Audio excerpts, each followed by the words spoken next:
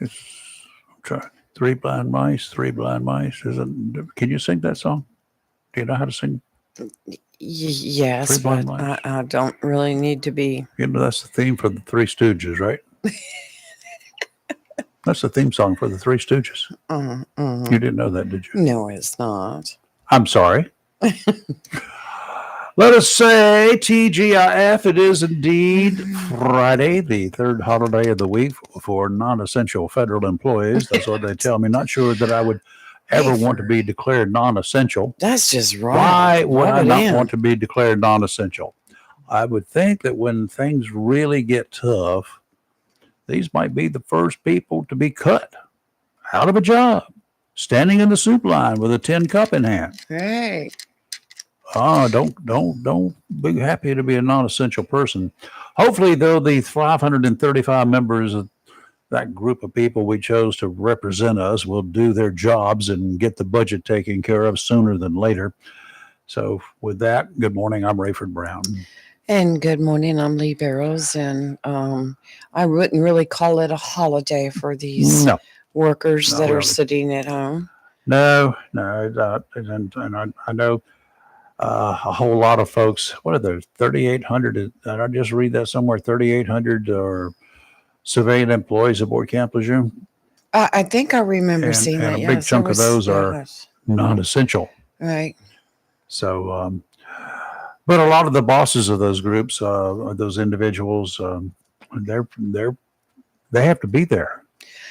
I know that feeling. I knew that feeling. Yeah. I So mean, they got to be there, and they're not paid extra to be there. There is some thought. There's a thought though going around that maybe they should be paid overtime because they're working because they could actually be at home. if they weren't That's essential. right.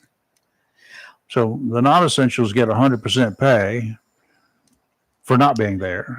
So that's vacation pay, basically, Is right? that fair? And is that fair? I talked to a gentleman last night. I was at a function last night and I talked to a gentleman, and he's considered um, non-essential, Mm-hmm. and he's on furlough right now. But he went ahead and canceled his scheduled vacation for starting today into next week, because why burn up the vacation days when you're going to get paid regular normal work days Yeah. and hours when they do we get paid retroactive. So So if they're not, I don't know. Suppose that they've got vacation days and to burn whenever. yes, What would happen if the government decides, we can't really afford, because they're always poor mouthing, right? right. We need more money. We need more of your money. Give us some more taxes, huh? We hear that all the Well, time. Rayford, with everything that Doge cut, they should have plenty of money. Yeah, they don't. And I'm not sure what those cuts really meant. Yeah, I know. Are you? That all kind of dropped real quick. Did anything really happen? I don't know. Anyway, I guess there are 3,300 civilian workers aboard the base. 38,000 active duty people, though. I don't Yes. know. It's not just those individuals who are impacted, folks, out here in the civilian world, where these folks normally go out and eat and they buy cars, or they do this or they do that. They don't have any extra money now because they're not getting their paychecks on a weekly or monthly or bi-monthly basis. So until this is all over with, and yes, they'll get a lump sum then. Right. But the thing is, right now, unless they got some savings, they're I don't know. Well, that's a good point too. I mean, So you might not, if you want to go to a restaurant, you might not find the lines as long these days. Let's just put it that way. true, because you need to probably not be out spending a lot of money. This could last for another couple days. It could last for a couple more weeks. I'm not sure what the longest one we had. I have to go back in and check my records there, but I mean, it's possible. Anything could happen. Anything could happen. It's a learning experience to pack away that money. And I'm sure a lot of people, knowing that it was possible that this may happen, probably went out and shopped a little early and stocked up. Yeah. A lot of these Macaroni and folks cheese. are, who are federal employees. They are union people. And I Yeah, don't know but the whether their unions. union dues stopped during this time or not. I don't know how that works. I've never been a union man, so I don't really know. But according to a story on WITN, the union folks say they're not getting nearly as many calls this time during this shutdown because it's still early. Right. But in the past, he said they've gotten the government employees union would get a lot of calls from folks wanting to know, yeah. Well, basically, all the unions can do is just advise you, call your congressman, call your senator. They can send a representative up there to Congress to rant a little bit, but that's really about it. They're not going to be the saviors of all this. Just wonder. I wonder if the federal government has cut out federal funding of organizations or that they normally give money to on a regular basis. Well, we have some news right here. Chris just commented that she heard that Navy Federal will advance pay to military members who are account holders, then recoup it when they are retro paid. Now, I know that I've known doing that before too. Mm-hmm. So thanks, Chris. It's good to know. Yeah. Okay. You folks, how is it affecting you? We'd like to hear from you this morning. What do you think should be done? How are you getting by? Or this is going to be an issue for you? I watched it for a little while yesterday. Then I hit the off button. I just couldn't take anymore. Coming up this morning about 8 o'clock, we have the fire prevention officer from the Jacksonville Fire Department. His name is Randy Jones. Yes. He's going to stop by and we're going to discuss Fire Safety Month. This is Fire Safety Month, October. I don't know whether they still call it. I think it's Fire Prevention Month. Yeah. But fire prevention equals fire safety. Exactly. You might want to hang in here for a while. With winter coming on, with everything from fireplaces to kerosene heaters to furnaces that haven't been checked since last season, there's a lot to consider for all of us. So you may have one of those wonderful things that you haven't used since April or maybe March. I need a new extinguisher. Well, I keep 2 in here just in case we get overheated. And then the last time when Chief Tallman was in here and I asked him about those blankets that you can use like in the kitchen if you have and so I bought some of those. So I have those, but my extinguisher, it shows that it's working, but it's so old. Extinguisher or noisemaker? The alarm? No, I'm talking about the actual canister fire extinguisher. I have one of those also, okay. Gotcha. To put out. But I've had it for so many years. Well, then go out back and see if it'll work, and then it shows that it's charged. But you know what? They're not that expensive. Nope. Go out and get your. Nope. Go from there. And on a side note for you guys with boats, most boats are required to have a fire extinguisher, at least one on board, and it needs to have a gauge on it, and it also needs to have a expiration date because they don't last forever. And when the man stops you, they will be checking that. Yeah, so here's a little bit of history about Fire Prevention Month.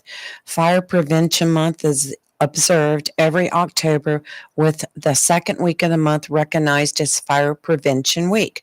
This observance began in 1925 when President Calvin Coolidge proclaimed it a national observance to commemorate the Great Chicago Fire of 1871. I did not know that. Well, they should have taken care of that cow first. The cow? Yeah, the cow that kicked over the lantern in the barn. Is that started the fire? Is that what happened? Really? Seriously? I don't remember back then. You really didn't go to Jacksonville High, did you? I did not major in history. I majored in English, so you wouldn't know that. But yeah, what? Okay, we're wide open this morning. You guys want to chat at all? 910-333-0139. I put out a challenge yesterday. I thought it would be something funny, and we might have a little contest going here. To come up with a list of names and email it to us or send it to us as a private message on our Facebook page. and give us a list of the names that you would choose using all of the letters of the alphabet, except there are 5 letters, I think, or 6 letters or something. Yes. 5 letters that are not used to name hurricanes or tropical storms. They're already named well in advance. The names are there for next year, the year after, whatever. But what? Give us some funny stuff. How would you name them? What names would you use? Tom responded, and let's see what Tom said. He said, "Hold on, is it a private message?" No, it's public message. He Okay, commented on our page. got it. Do you want to hear it? Sure. Okay. He said, I think we should be inclusive and have the forgotten letters used, like Q is Quincy. Okay. U is Ulysses. X is Xenia. Y is Yolanda. And Z is Xander. I think those are pretty good names. The reason they don't use those Do tell is because they say there are so few of them, so few names that can be associated with those letters. But it's a great point, Tom. Great point. X is, you got Xavier, Xenia. Problem with some of those, phonetically, you don't want to use them because Xenia, how do you spell, what would be the phonetics for Xenia? Zin. No, Xenia. Oh, yeah. Okay. That would be the problem. It's like xylophone. I actually heard somebody on one of the radio nets one night check in and for X instead of X-ray they use xylophone. Xylophone. Well, immediately you write down a Z because you've got a hurricane xylophone just crawling up the coast, singing her way along. Yeah, no, he had some good names for what he chose. Quincy's good, but there's just how many other names are there for Q? That's Q. That's Q. Quentin, Quincy. Not a lot. Okay. Yeah. Point made. But anyway, it would be fun. I'd just like to have a list of them for the ones that they can use. And if you got some for those that you can't use, include those separately. But send it all to us on private message, so the rest of the world doesn't see what you've got. And after a period of time, we get them, and it looks like you're having fun with it. Quinn, if it looks like you're having fun with it, then we'll declare it a contest, and we'll come up with the judging panel here to see who's got the best list. Oh, I can see why now they don't pick Q. Did a Google search, and some of the names I wouldn't even know how to say them. There you go. All right. Well, our Secretary of War, used to be the Secretary of Defense, is apparently declaring war on some of those folks at the top of our military. The fat generals? Pleasantly plump. Pete Hegseth had assembled lots of military leaders. I don't think he put out the word in advance, too much in advance, why. But they came a calling, and it gave them their marching orders. Literally, they were told to shape up or ship out. Good old Pete's coming down on out-of-shape military people, those who may not be able to do the same physical stuff he thinks they should. Naturally, there's going to be reaction, and that's already started. And I'd love to hear your thoughts, especially those who have served or are still serving. The secretary, who's been seen even when he was at Fox News, remember him going around doing PT with military units? Yes. Just to show he could, or to show the viewers at that time when he was on TV, what the troops actually went through. As Trump's top dog in the Defense Department, he wants the leaders to maintain a strong appearance for themselves and their troops. He has a point. But there are men and women, say 20 to 30 years in service, where their jobs do not necessarily accommodate strict physical training opportunities. Many at the top have administrative duties that are long and tedious, sometimes boring, and definitely time-consuming. I can see that. As the Commander-in-Chief, George W. Bush, I knew more about him and what he was doing because I had somebody with him that I know fairly well. And he would get out and he would actually go to the, like down at the ranch, Yes. he would go wake up the guys or go down and say, "Well, I'm going for a run now." Of course, Secret Service had to run along with him, and he would get the pilots and the crews on for the helicopters that were there. They had to stay there at the ranch because they had to be able to be. He had to be moved in a hurry if necessary. So they had a helicopter and crews waiting there, bunking out of the ranch, and he'd go wake them up and say, "Let's go for a run." So along with the Secret Service, they had to do it too. I used to have. How about it, ladies and gentlemen? Your thoughts? What do y'all think?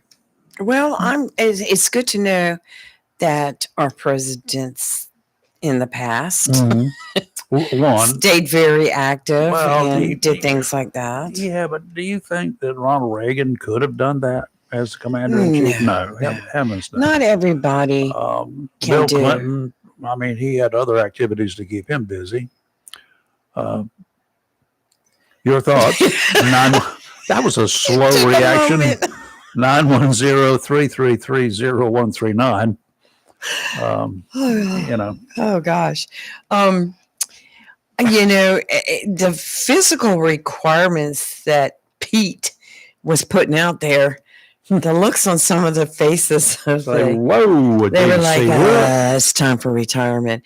But I do agree with one thing, all the facial hair and the beards and stuff. I'm kind of, I don't mind beards, but I'm kind of in favor. I lean more towards the clean shaven. Once was. Right. If you were Navy, you could grow a shipboard when you're out at sea. Right. You could grow a shipboard beard. That was kind of like the way it was. Obviously, in combat conditions, you're not going to be clean shaven every day. You're not even going to be clean every day. Right. You get a bath. Jump in the ocean. Way back when you got a bath every 6 months or so. But you could do what you could do. Can you imagine in Korea trying to take showers every day? Oh, yeah. The frozen. But Vietnam, you got wet every day. You just try to keep the jungle rot off, especially the toes. Right. Yeah, it's not my decision, and I'm if they continue to allow it, I don't really care. But I don't know, when I look at a military man in uniform, like maybe a major general something, and he's got this big bushy beard, I just think it takes away from. Well, way back when that was kind of like the standard thing. Yeah. So it wasn't. This is more of a modern deal where they had different requirements. Talking about when Pete got up before all the military leaders and gave his speech, I ran across a YouTube channel, and it's called Diaper Diplomacy, and I've put the links on our page today. Diaper Diplomacy. You have got to watch it. They take things like Pete's speech and they put baby faces in. It is so hilarious. I don't know who invented it. It's AI. It is so funny. And there's other things. There was like the whole thing with the Mexican hat ordeal. They just have so many funny YouTubes. But I put the link on there. When y'all get a chance, y'all have to click on it. Diaper Diplomacy on YouTube. It is hilarious. So funny. Okay, let's do just a little bit of weather. A little bit. Looking at the marine forecast for Onslow Bay, the small craft advisory that had been issued has been extended through Monday evening now. Northeasterly winds today, 15 to 20 knots, gusts to 25. Seas 5 to 7 feet, 3 to 5 near shore. You're probably not going to be able to get across the bar very well to enjoy those 3 to 5s. Sounds and rivers choppy tomorrow. Northeasterly winds about 15 knots. Seas 4 to 6, 2 to 4 near shore. Sounds and rivers of moderate chop. And on Sunday, easterly winds around 15 knots. Seas kicking up again, 5 to 7, 3 to 5 near shore. Sounds and rivers of moderate chop. Today we have increasing clouds with a high near 78, northeast wind 6 to 10 miles per hour with gusts as high as 17. Tonight, partly cloudy with a low around 58. And I did a check, Ray, for temperatures at kickoff time for the New Bern Jacksonville football game will be right at 69 degrees. They're going to fall rapidly. Saturday, mostly sunny with a high near 80. And Sunday, wow, partly sunny with a high near 82. Going around the area this morning, the amateur radio operators are our brothers there, brothers and sisters. They check in every morning, a number of us in the county, and sharing their temperatures and current conditions. Randy out there to Southwest this morning, boy, he had an active net. He was net control last night. Boy, what an active Dude, net. 27 27 check-ins last night. 27. It was busy. That's not all the hams in Onslow County, by the way, but it's not all the members of the club, but that was a busy check-in time. 54 degrees in Southwest, 58% relative humidity this morning. His was pretty low, no rain. Joe down at the Borough had 59 degrees at the Borough, no wind and no rain. 61 degrees at Emerald Isle. He leaves the Borough, his home on the Borough in the morning in the Swansboro. And most mornings he goes over and walks the beach, he and his wife, and they go up to the Bogue Inlet Pier and sit down and have a chat and whatever. And he said it was calm at the pier, 5 to 10 mile per hour winds estimated.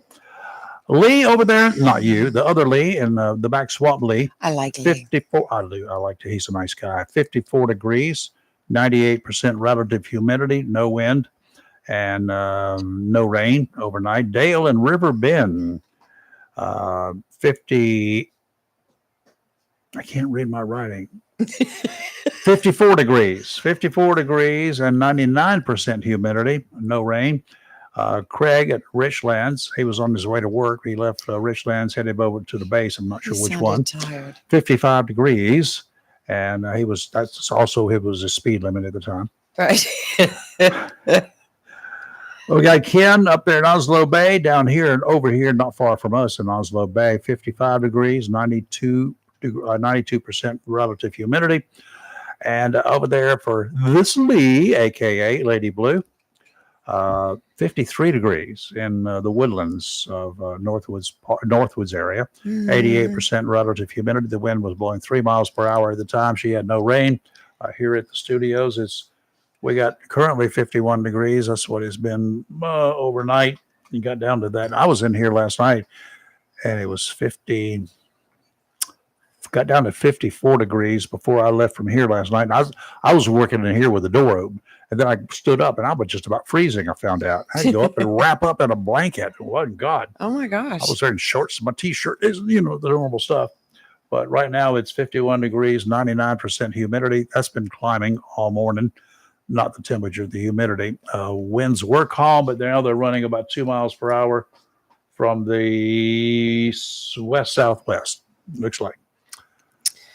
These hams, the amateur radio operators, a lot of these guys are weather spotters. They're trained weather spotters with National Weather Service, and many of us have the special weather equipment, remote control. We mount it in areas where the manufacturers tell us to mount it, and the temperature is going to vary based upon your location. If you live inside, I don't know, over in Northwoods, for instance, with lots of asphalt in the area, or somewhere on any of the roads, lots of asphalt. Asphalt absorbs heat during the day, and it radiates that heat throughout the night.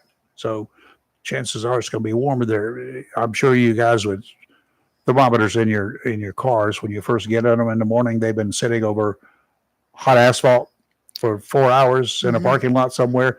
And you get in there and say, my God, it's 112 degrees. No, not really. No, as soon as you back out of that driveway and hit the road, it drops. It's when it gets all that hot air from underneath the car. Right. It's like when all the politicians leave Washington, the air cools down because of the hot air that they generate. That was not nice, was it?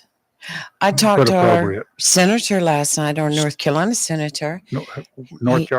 Our North Carolina senator. Our state senator from Onslow County. Our state senator, yes. Yeah. And he's coming in next week. He said he's got a lot to catch up on. So oh, boy, do we. That'd be great. We got lots of questions and whatever happening out there. Yes, most definitely. Down there in the tropics, we've got a wave that should be exiting that place called Africa over the weekend.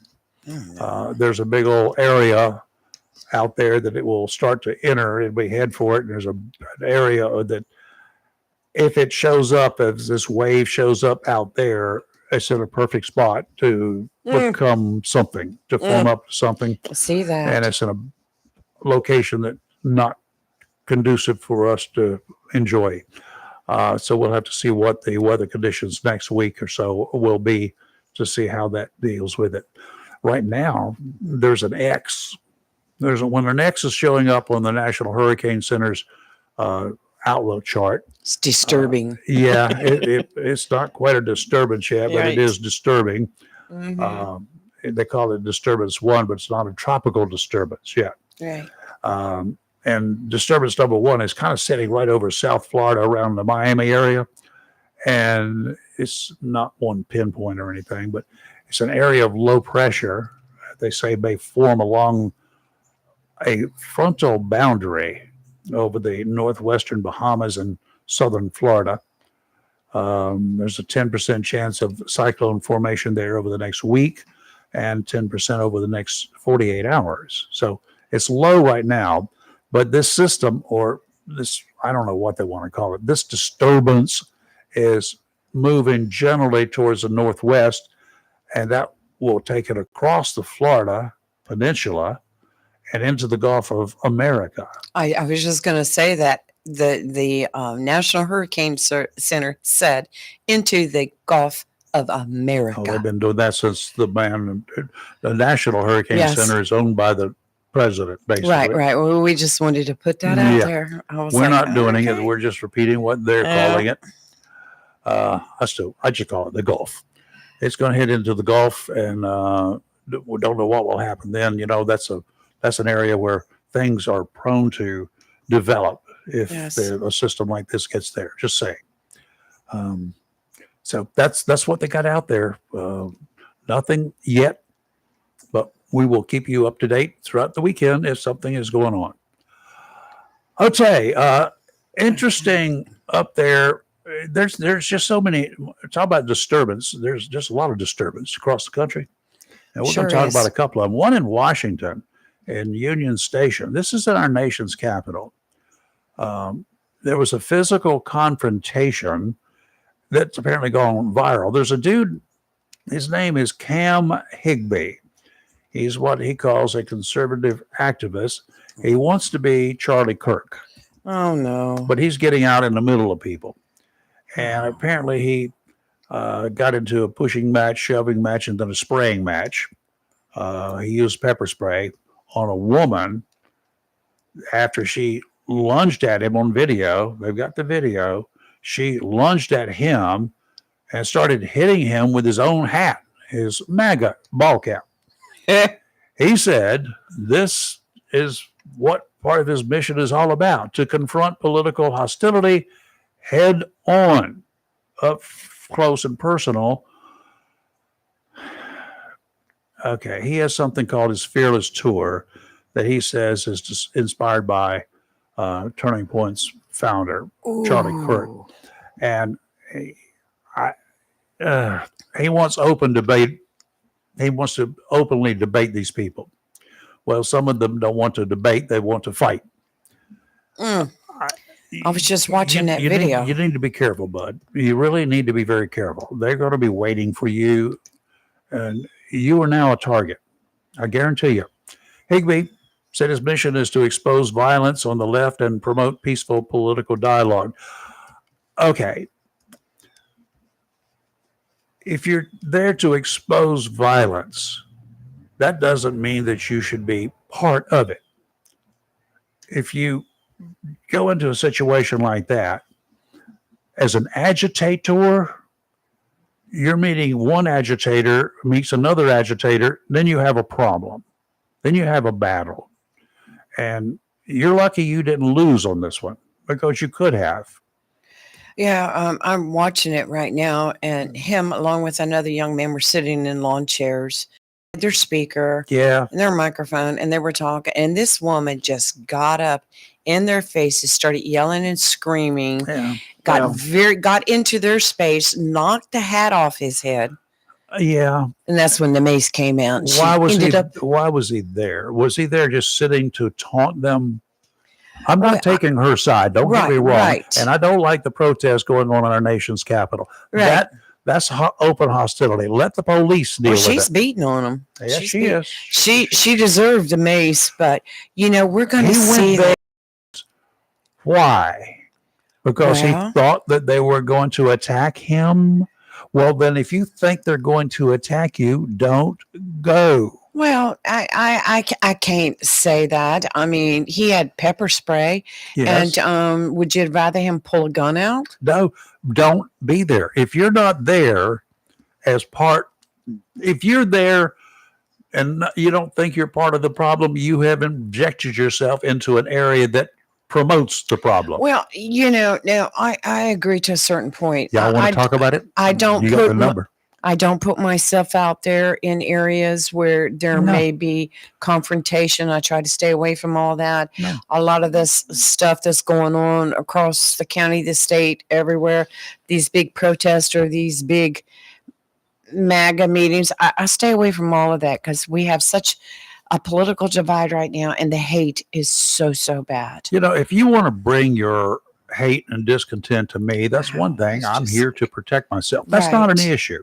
I'm not going to inject myself into your stupidity, hoping that it will cause you to react.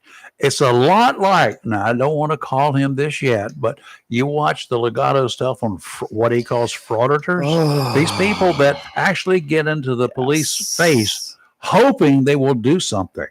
They really do. They challenge them. They flip them off.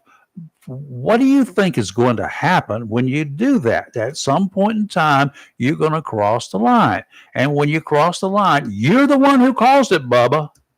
Don't blame the police when they pop you one. Well, I can't say that he caused it because he sat out there exercising his First Amendment rights. He caused her to attack him. Why? Because he was there. Well, Rayford, I could go to Walmart and get attacked. I don't know.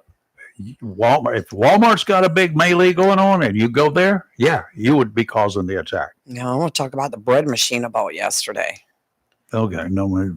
Anyway, if he wasn't there, it would not have happened. Right. Well. But if he went there and he was just there wearing the hat, I mean, come on. This hat is a sign of disrespect to a lot of people in their minds. It's like waving a red flag in front of a bull. If you did not wave that red flag in front of the bull in his face, that bull would not mess with you, right? A rattlesnake will not chase you down, but if you go in there and get close to the rattlesnake, he's going to attack you. Whose fault is it? The snakes or yours? Well, I understand what you're saying. I understand your point completely. I don't. Tell me what the point of being in there was. Well, he was out there. Was it to taunt or was it to do what? I would have to hear what he's saying. He had plenty of video crews there with him to make sure that when he got attacked, something would be recorded. Well, yeah, right? Everybody with a camera on. Well, not just that. He had his own crew there.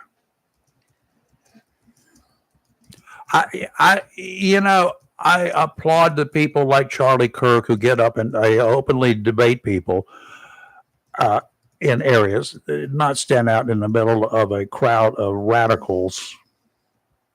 No, that's not the way to do it. Sorry. Yes, you're not guilty of anything. You're responsible for a lot, but you're not guilty.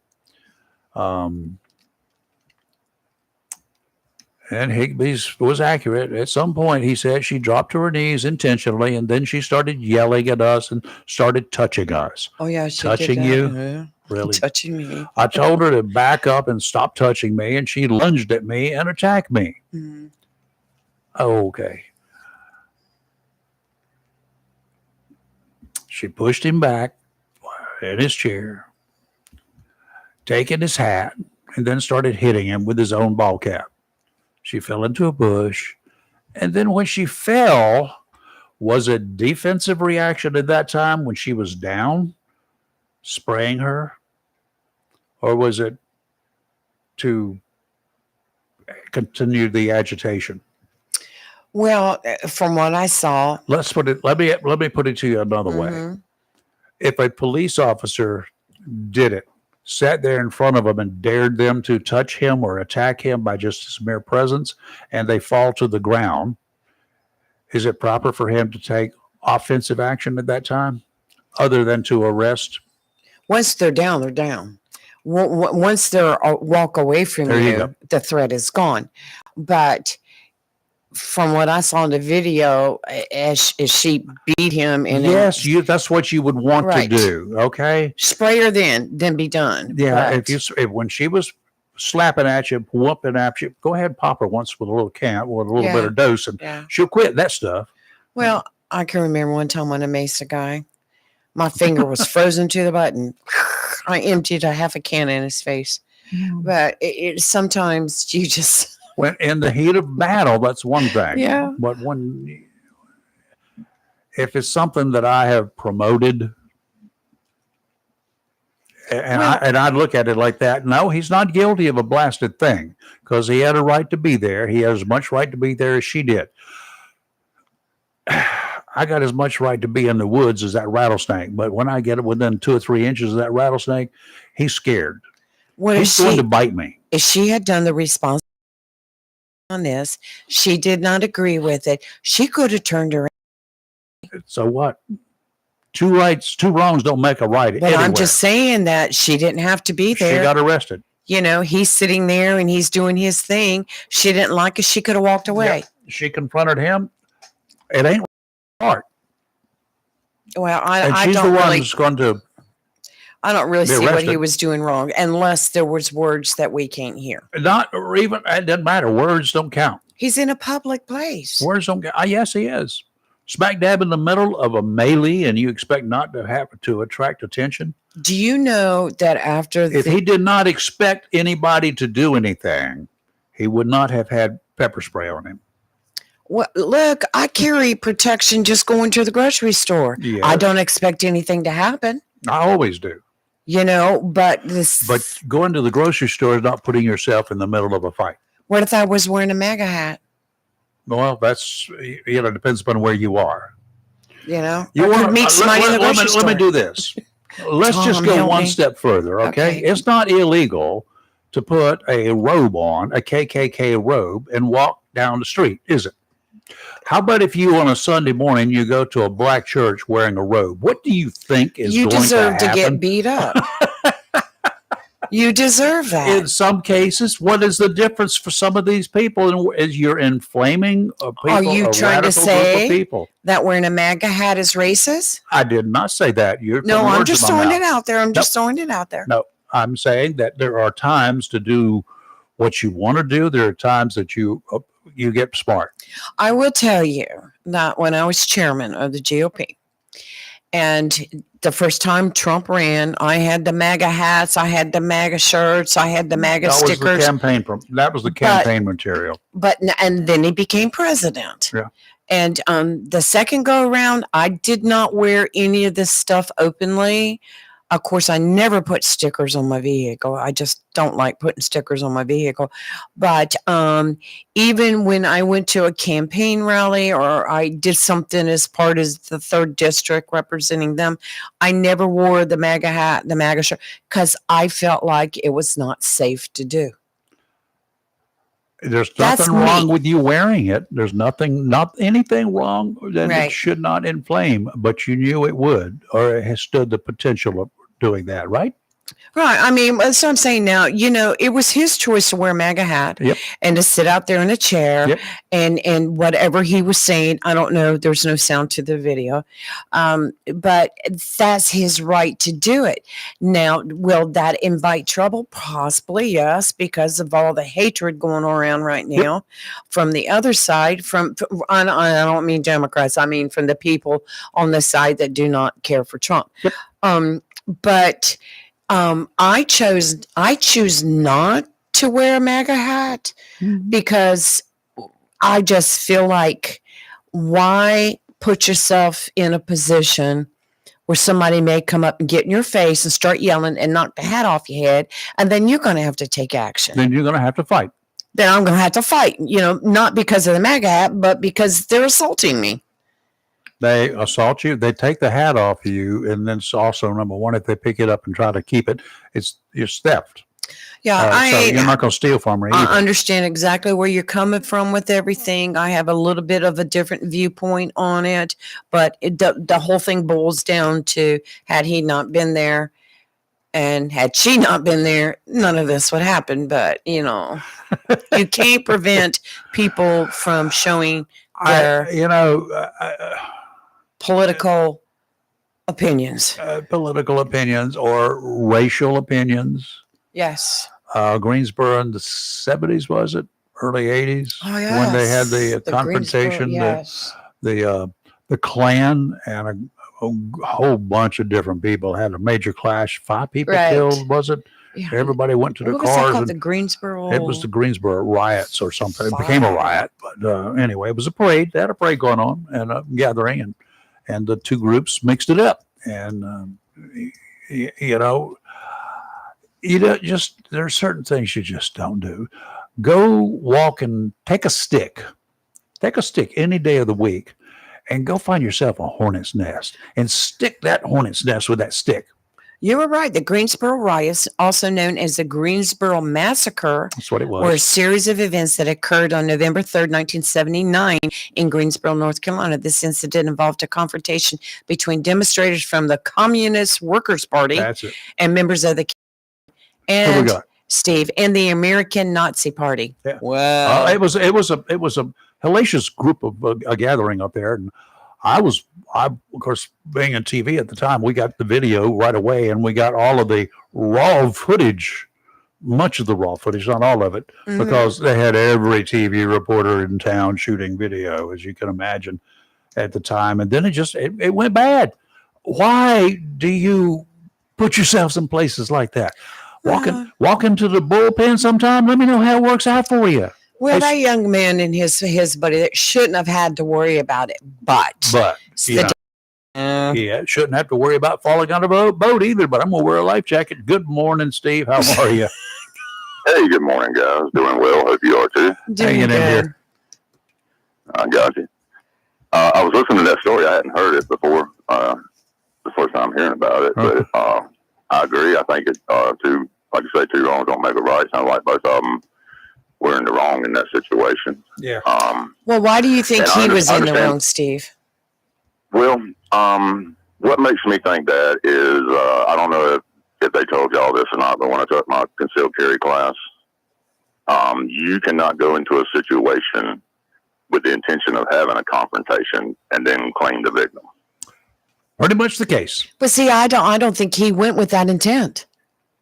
I don't think it, do you know, since the death of Charlie Kirk, that's going to be hard to argue. Since the death of Charlie Kirk, there has been over 62,000 applications submitted to Turning Point USA for chapters on college campuses. Over 62,000.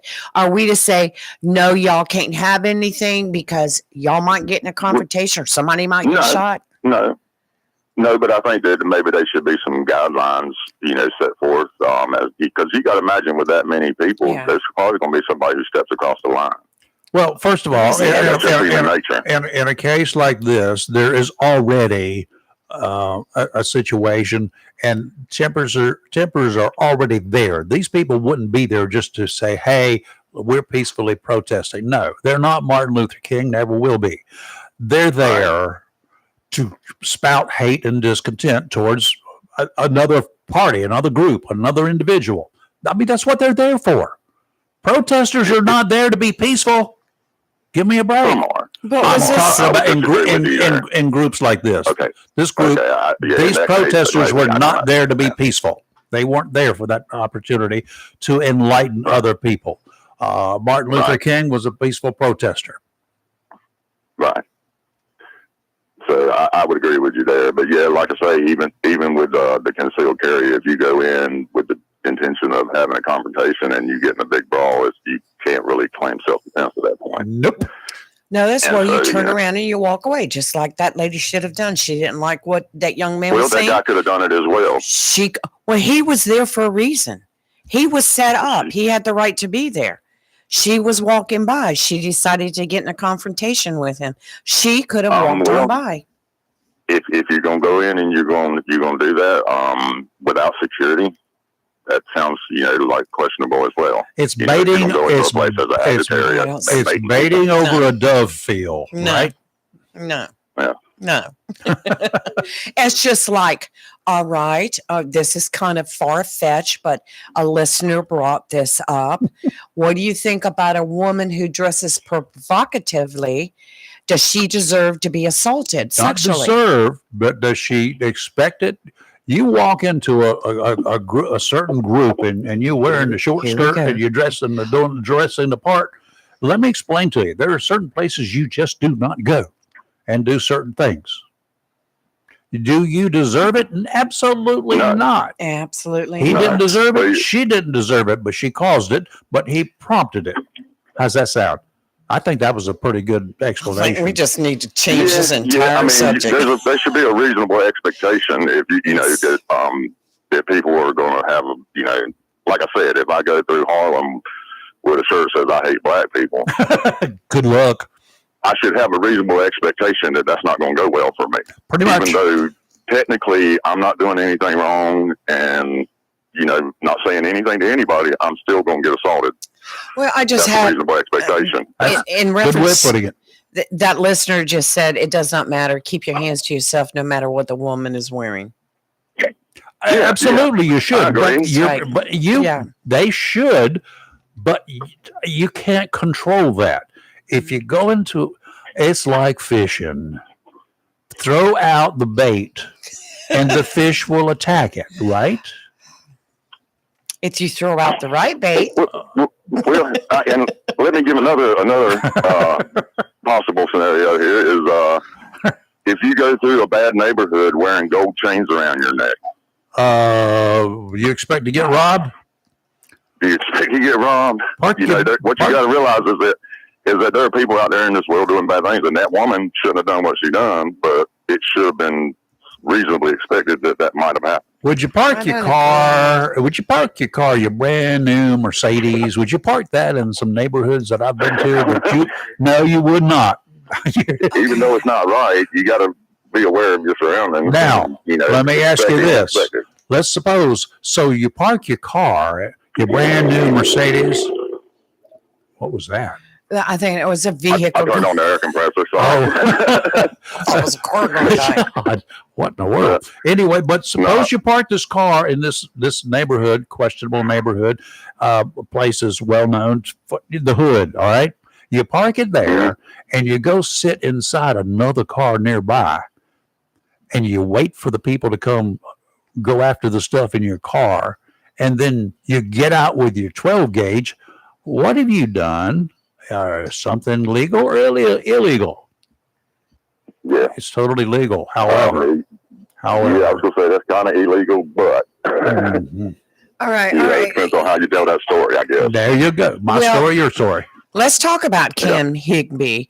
He was born in upstate New York. He started creating commentary videos which reached millions of viewers as a 19-year-old. He joined the Prager U team in 2022 as a content creator and hosted the Wrap Up. Cam has been featured on Good Morning America, ABC's Nightline, Fox News, as well as in the Rolling Stones and New York Times. Today, he is a reporter personality for Today is America and a frontlines reporter for Turning Point in USA. So he was just not some kid off the block that decided to take a PA system and go sit in a chair.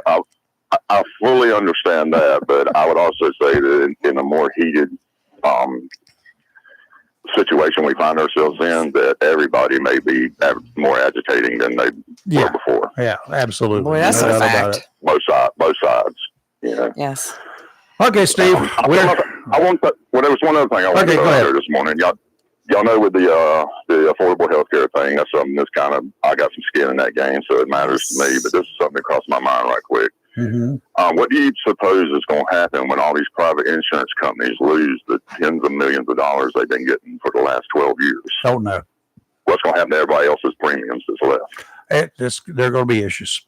No, yeah, there's going to be some problems. I don't know what's I going don't to think happen. anybody looked at it from that side. Yeah.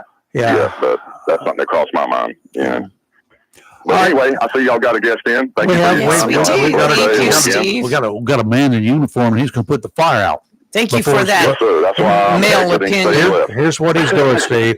He's going to put the fire out before it begins. That's what he's here for. How's that sound? There you go. All right. That'll work. Thank you, Steve. All right, y'all have a All blessed week. You came in at a good time. He's putting the fire down. He's going to put his flames Just out. put that fire out. He's sitting between us too. Anyway, we do have a gentleman who's Yes, we arrived. do. Randy Jones. How are you doing? Doing fine, sir. How are you Yeah, today? doing fine. Belly up there to that microphone, and All right. there we go. Yeah. Randy is he's not only a firefighter. He likes to look around and keep his uniform clean and not have to go home smelling of smoke. So he'd rather stop them before they get started, right? Mhm. Yes, sir. How's that put it? That's the goal. That is the goal. He's a fire prevention Yeah. officer. The difference between Randy and patrol units for the police department. Here's the way I'm analyzing this off the top of my head. Patrol units are generally, they try to prevent crimes, right? Detectives go out there to, it's too late. There's already a crime been committed. So the patrol units and fire prevention officers are a whole lot alike. Yes, sir. I would say so. Stop it before it gets started. This is Fire Prevention Month. Is that what it's called, or is it called Fire Safety Month now? So next week Uh-huh. is Fire Prevention Week. Got it. The 1 week within the month of October that is designated for fire prevention. Usually activities for the fire service across the country extend through the whole month. Yeah, right. So a lot of people assume that it's Fire Prevention Month. That's what I always thought Yep. it was, actually. Yep. But usually, I mean, they designate the first full week in Right. October as Fire Prevention Week. All right, good. Yes. All right, so that's all next week since we're in the first part of the first. Well, yeah, we're in the first week of October. Yes, sir. It's just shorter. Fire.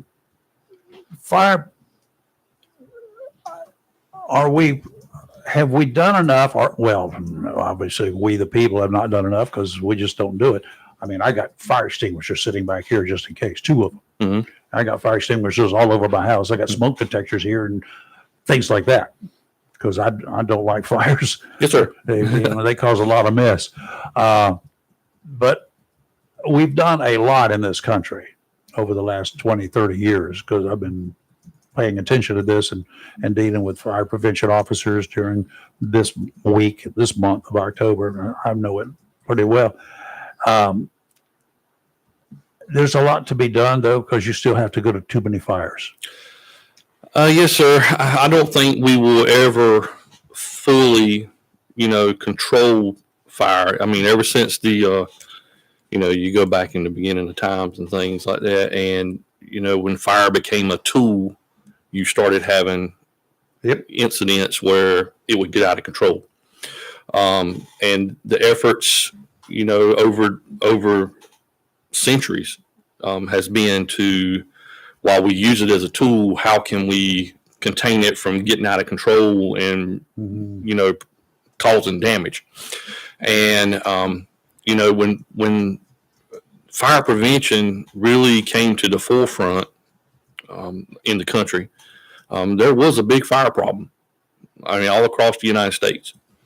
The reason the kitchens used to be separate from the main household. Yes. So they decided to put, what can we do to put forth efforts across the country to be able to control fires and keep it from getting out of hand. Mm-hmm. Especially after, of course, the Great Chicago Fire. There was a cow at fault on that one. So that's what history says. after the Great Chicago Fire, that's when Fire Prevention Week was basically born. So there was, there's a big push all across the country to prevent fires before they got started. And I would say, if you look at our statistics today, if you were to take and just pull statistics from the National Fire Administration or the U.S. Fire Administration, you would see that trend has gone down drastically. While it still is an issue, the trend is down. Hence, you see a lot of fire departments today that are offering more services than just fire. You see fire, rescue, emergency medical, safety. Part of our division, within the fire department, fire prevention division, is to educate about life safety. Whether it be car seat installs, proper use of car seats, fire extinguisher training, as you mentioned, how to make sure people maintain their smoke detectors, whatever the aspect may be, we get involved in those things because it relates to life safety. And life safety is the number one overall goal of the fire service. Is, a lot of people think, hey, I've got a fire. Your primary response is to put my fire out. And absolutely, I agree with that. But the overall goal when we first arrive on the scene is life safety. Is there anybody that is trapped or anything like that within that structure that we need to try to go and, rescue and remove from that environment? So that's kind of a lot of people don't kind of understand that to begin with. Depending on when we get to the scene, we're either going to be in fire suppression mode or rescue mode, depending on what information we get, whether we're on the way to the scene or once we arrive on the scene. That's the first choice that kind of has to be made. So I like the prevention aspect, and you guys do a lot of inspections, especially for businesses. And there are lots of requirements for businesses because the public at large go in there and, they're all in jeopardy if there's a fire that breaks out. And fire in your home, you're probably not going to have 300 people there, I hope. You could easily have 300, 400, 500, 1,000 people in one of our grocery stores or big box store or whatever, right? Depending on the type of occupancy, yes, sir. So, there could be a lot of damage situation like that. So, y'all inspect these businesses on a regular basis. Yes, sir.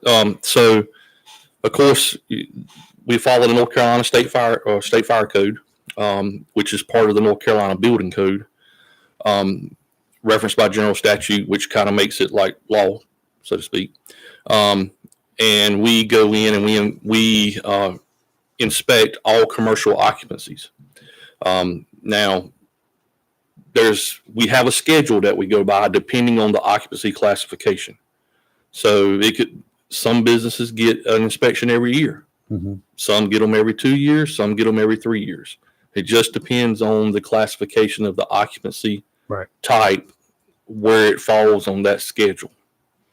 So, but yes, we inspect all businesses somewhere on that schedule within the city to make sure that they meet the intent of the fire code. Yes, sir. You're not there to write them a ticket. You're there to make sure they do right. No, a lot of people get the misconception that we're there to point out violations, which we are, and issue fines or fees. And that's not the goal. Do we have fees and things? Absolutely, because there are those cases where you have to gain enforcement of the code. So when you show up and you tell somebody something, you come back for reinspection and it's still the problem. Yes. There you go. Yes, sir. Yes, sir. Absolutely. You had your warning. Yes. But we normally try to work with the business owner or business manager, depending on it, is, we get in there, we look at the situation, we, depending on what has to be done, because Normally on a schedule, we come back in 30 days for the first reinspection to verify that the violations have been corrected. And if they're not corrected, then we come back every 14 to 15 days to reinspect. Some of those violations we know that are beyond, there's no way or, potentially that you could possibly get it completed even in 30 days. So we have to look at the situation and take each situation on a case by case basis and, work with the business owner and things like that. It's not our intent to just go out there and issue fees or fines. Our intent is to work with the business owner to gain compliance with the code. And like I said, we try to do our best to do that, but there are those instances where,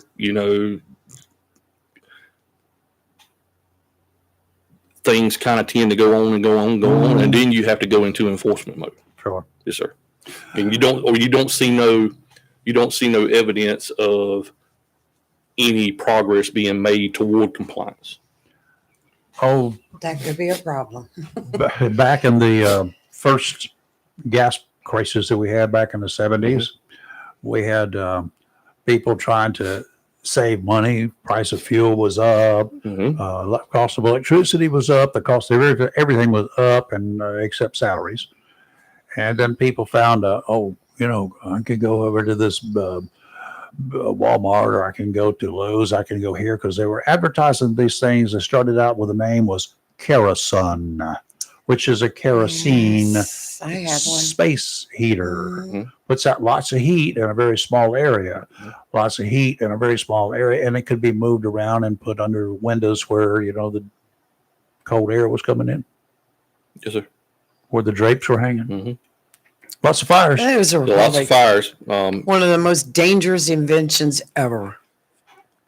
For a couple of reasons. Number one, like Refueling. you said, refueling. Yes. Refueling. Yes. A lot of people, manufacturers' recommendations on those heaters back then was that you refueled outside. your Oh home. yeah, Right. when it's cold. And you let the When heat, that thing goes Yeah. down. Yeah. you let the heater also cool down Right.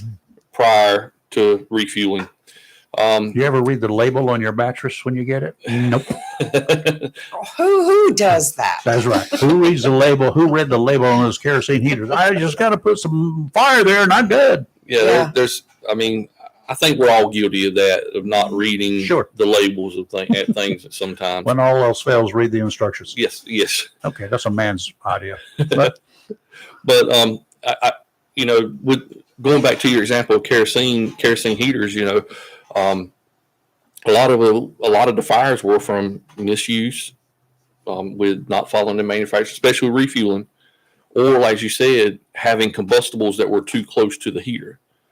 While we don't enforce fire code in the residential setting, like I said, we try to educate through public education, fire safety education, that maintaining clearance around heating devices. 3 foot of clearance is the recommendation around the space around the heater, 3 foot clear, so that you don't have combustibles in those areas where you could possibly have ignition. And that goes because yes, there are still kerosene heaters out there, but there are also electric space heaters. Yes. You remember, what was it, last year? We had a really cold spell for about a week. Yes. we did. And some people were using portable electric heaters for supplemental heat to go along with their regular heating systems, or as in my case last year, my heating system went out, so I had to kind of do something to keep areas of the house warm.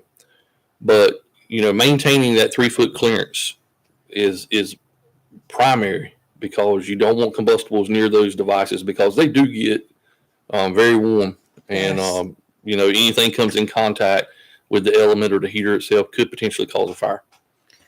Rayford, do you remember back in the day, those polyester pants? If you sat too close to them, you would melt them. Yeah, they melted to your skin. Yes. Oh, absolutely. Sitting in the office there and you smell something burning and Fireplaces, pans. you got gas. Most people today with their fireplaces have converted them, I think, to gas logs or whatever. Still dangerous or I'm about to take mine out. potentially dangerous. Mine, I took the gas logs out that my dad had put in here years ago and had a fireplace. So I've gone back to wood, but you know, I know I'm a really safe. And the good thing about it, when he built it, he had a hearth built out of brick about that far from the fireplace, all the way out. Yes. So you took into account that 3 foot of clearance. And so he did, yes. Yes. And that goes into design, as you said. Absolutely. Do it from the beginning. Yes, sir. And that's another aspect, you know, we kind of get into in fire prevention is a lot of time. And that's, I guess, in my opinion, is one of the unseen aspects because we, as a fire prevention division and fire code officials, new buildings that are built within the city or within the jurisdiction, we are involved in the plan review process. So we get to look at site plans, building plans, fire protection system plans, whether it be sprinkler systems or fire alarms. One of the new, well, it's not really new, but it's newer for us as firefighters is, you know, we carry these radios with us everywhere we go, but being able to talk on the radio when you're inside of one of these buildings, because some of them are Faraday shields. Yes, nothing comes out, nothing gets in. Your cell phones don't work. Those things happen. So there are aspects in the code that relates to that now. Really? So for us to be able, you know, they have to potentially, depending on the building has to be tested. They have to provide documentation that's been tested. And if it doesn't meet the requirements of the code, they have to install a radio booster system. Yeah. One of the things for the folks that don't understand, when I said Faraday shield, it came out many years ago, decades ago, that you can build a house or build a building with much reinforcing rods, any other metal structures, metal roofs, metal siding. Inside the walls, concrete block walls, they got reinforcing rods. That's just the way it is. And all of that metal reduces the capability of radio waves to penetrate it. Some radio frequencies, we know, those of us engineering wise, know that some radio frequencies penetrate better than others. But the idea is you don't know which one the emergency people are going to be using or you're going to be using or needing. Cell phones today are all nothing but very extremely low powered transmitters, extremely low powered.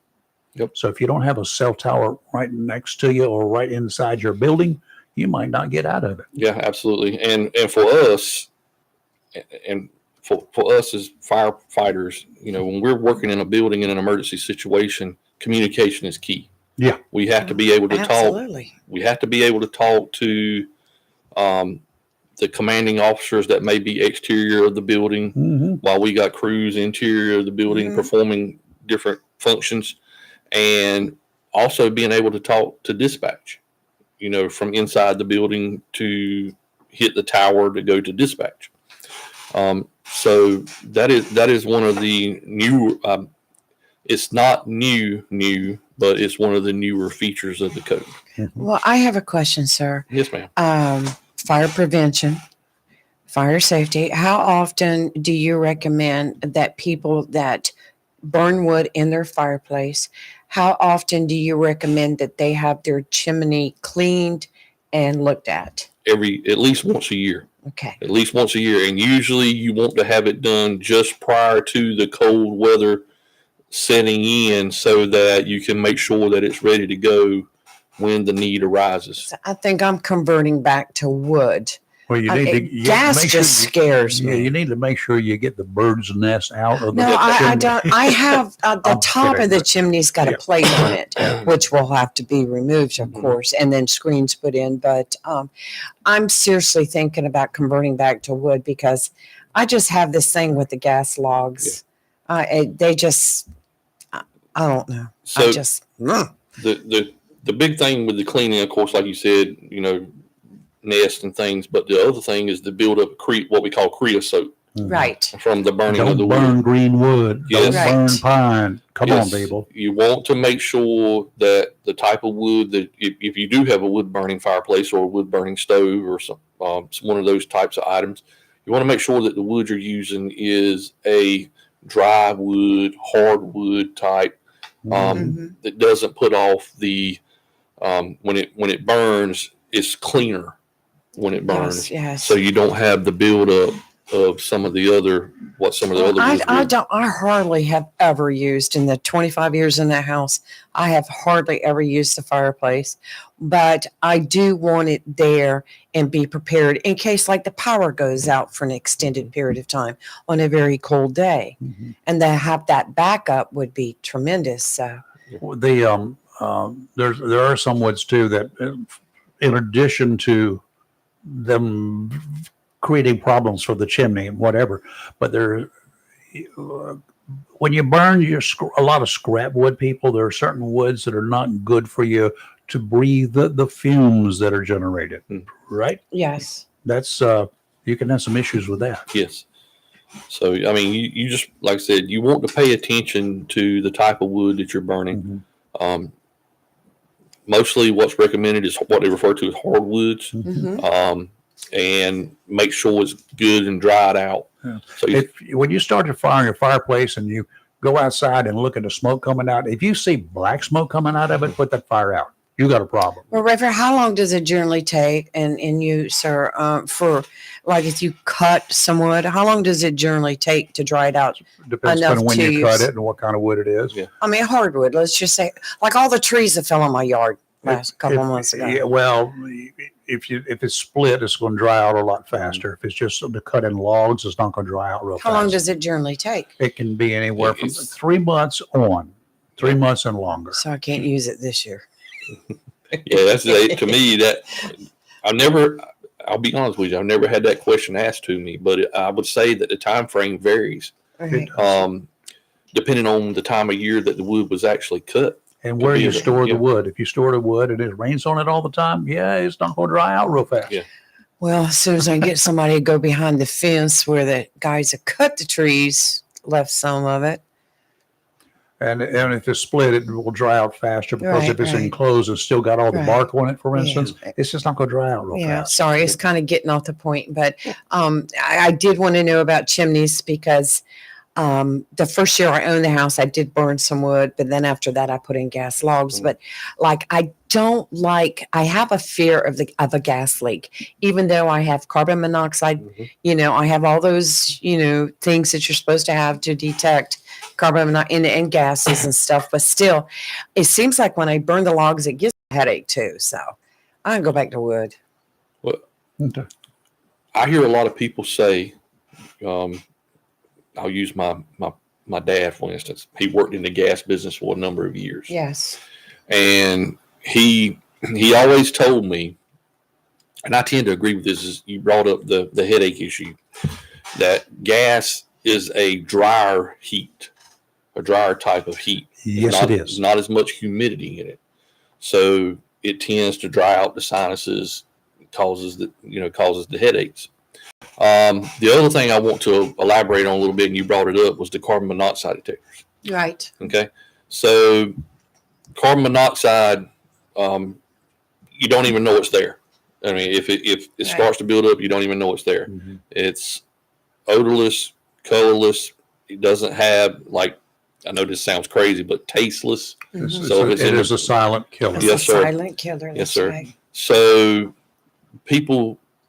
residents who have gas burning appliances or even wood burning appliances, I'll even go as far as wood as well. Any type of appliance that puts off byproducts of combustion. That's the term that we use.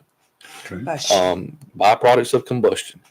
You want to have a carbon monoxide detector to give you that warning that if there's beginning to be a buildup of carbon monoxide.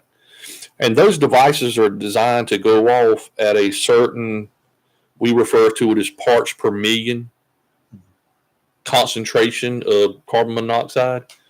So when one of those goes off, usually it's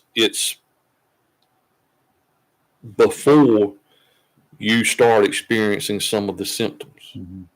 Now we hear calls every once in a while that we get in the fire, in the fire service where it says we got a carbon monoxide activation, and you'll hear the dispatcher say with symptoms or without symptoms. Right. You got it. Okay. So both of them are treated equally, but the one with symptoms gets my curiosity up more because, at what level was their device that, went off? They're having headaches, or they dizzy, or See, that's anything what like scares that. me. Yeah. I would just like, So, and those are just a couple of the symptoms, as far as experiencing, carbon monoxide issues. But in the home, if you got any type of, we refer to fuel burning, that's the term, because there's multiple types of fuel, whether it's gas, whether it's natural gas, LP gas, oil burning, wood burning, any type of fuel burning appliance, carbon monoxide detectors are recommended. Coal burners, we don't run into those too much around here anymore, do we? No. I haven't seen anybody supplying coal for a long time. No, and even the oil burning appliances are fading out.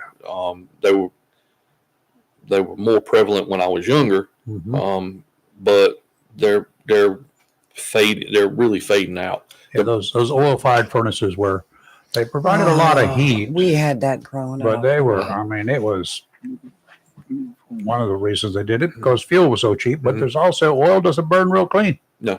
Well, here's another question, Randy.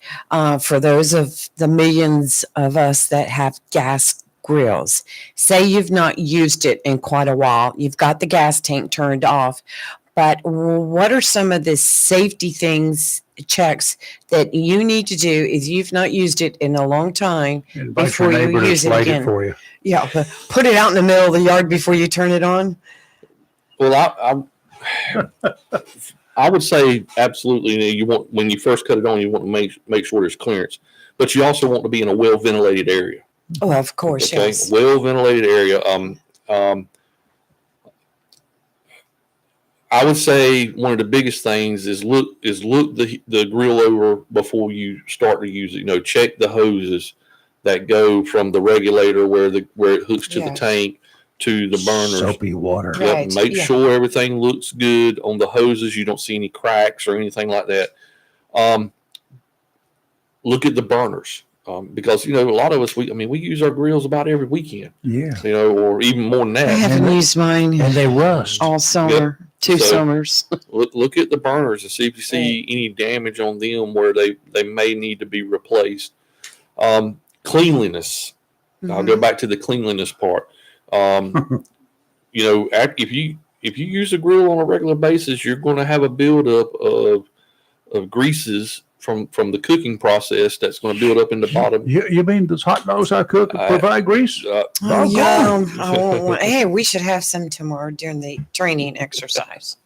But I'll bring them. making sure you clean the grill before you start. Those are just all. But like I said, and I'll go to this lighting of the grill. A lot of us have, like on my electric grill, I have the push button lighter. Yes, I do too. Yes. On my gas grill, you had the push button lighter. When you get ready to light, you want to make sure that number one, that the lid is up, so there's not a buildup of gas. Yep. And I personally light one burner at a time. Yes, I do too. So that you don't have a high concentration of gas that builds up. Correct. So I would turn one burner on, light it, turn the next burner on, light it, and then turn the third burner on and light it. That's my process. I would say once again, it kind of goes back to what is the manufacturer's recommendations. Reading the manual and reading the instructions. Let's do that manual way years ago. Yeah, How many people keep their manual? I used it to start the fire in the fireplace. I get it. I get it. But we as fire prevention professionals, a lot of times that is one of the big things. What does the manufacturer say? Yeah. And I'll go this far. a lot of your manuals, you're talking about throwing the manuals away, right?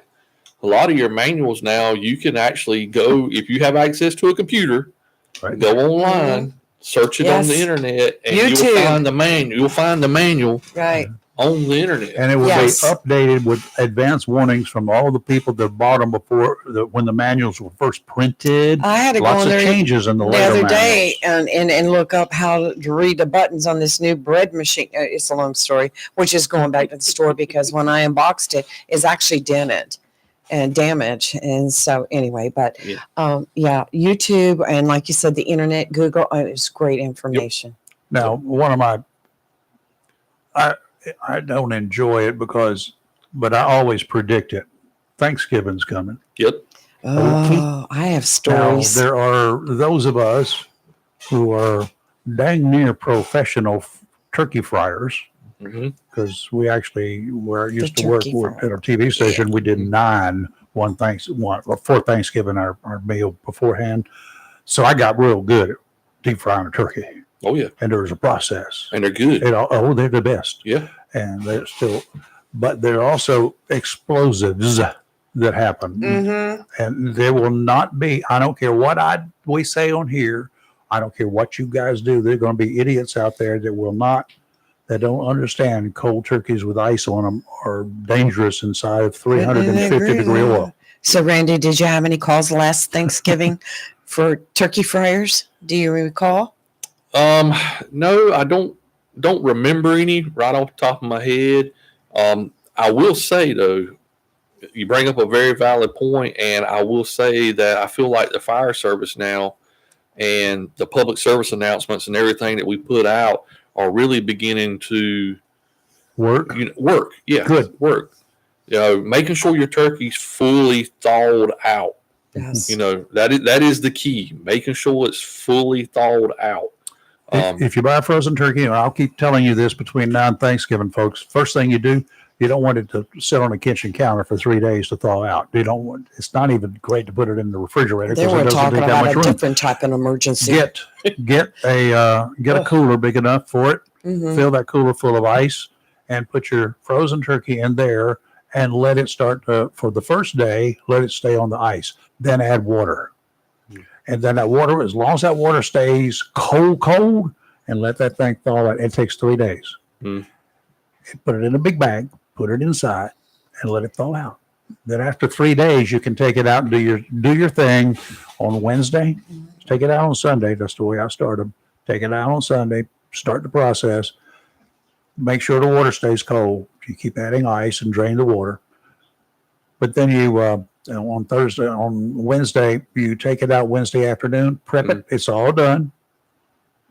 Inject it, rebag it, fill the cooler full of ice again, rebag it, and keep the end of the bag, your trash bag or whatever, outside the cooler.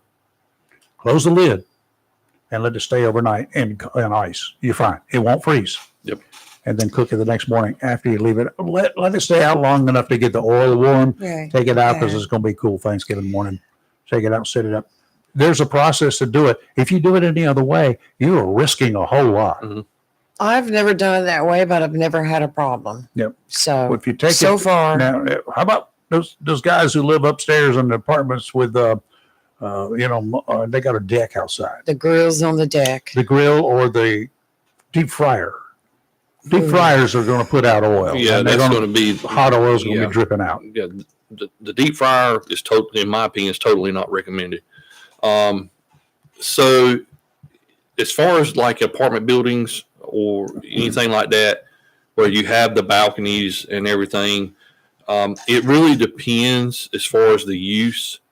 You need to, number one, if there is not a sprinkler that covers, because most of your apartment buildings now are sprinkled. Right. On the balconies too? Really? Yeah. They usually have one sprinkler head that's out on the balcony, on the first floor up through the top floor. You'll see us underneath the balcony above. There's a sprinkler head usually. and it covers the balcony for those instances. If you got a grill out there and you're cooking on the grill Mhm. and it's underneath a sprinkler head, is that going to set that sucker off? Yes. It could if you're right underneath it, and So because don't do that. they're all set at or all sprinkler heads have a predetermined temperature that they're set at. The little bulbs that they have in them, it's a temperature set device, so that once the temperature hits that device, it breaks and the sprinkler head activates. So you don't want it right underneath it. But here's the other thing too: depending on the construction of the building, a lot of these the apartment buildings now have vinyl siding. You don't want it next to the vinyl siding either. You can melt that. Been there, done that. So while the fire code doesn't specifically prohibit it, you do have a lot of your apartment complexes that they're like, we don't want that. We don't No want that grills on the deck. Yes. So Yeah, I actually had a family member. I usually move my grill away from the house further to the patio, and they had not done that. It was up against a vinyl fence, and it melted the fence. Well, I mean, I'm not here in Jacksonville, but you look at what happened in Raleigh a few years ago at that apartment complex where there was some burning that took place. I don't know what the actual cause was. I can't remember right off the top of my head. But anyways, a fire started exterior of one of the apartment buildings, and it got into the vinyl on the building, and it ran up the side of the building. And it was a very dry time as far as vegetation was concerned. And they had it got going, and they had multiple. Next thing you know, they had multiple buildings going.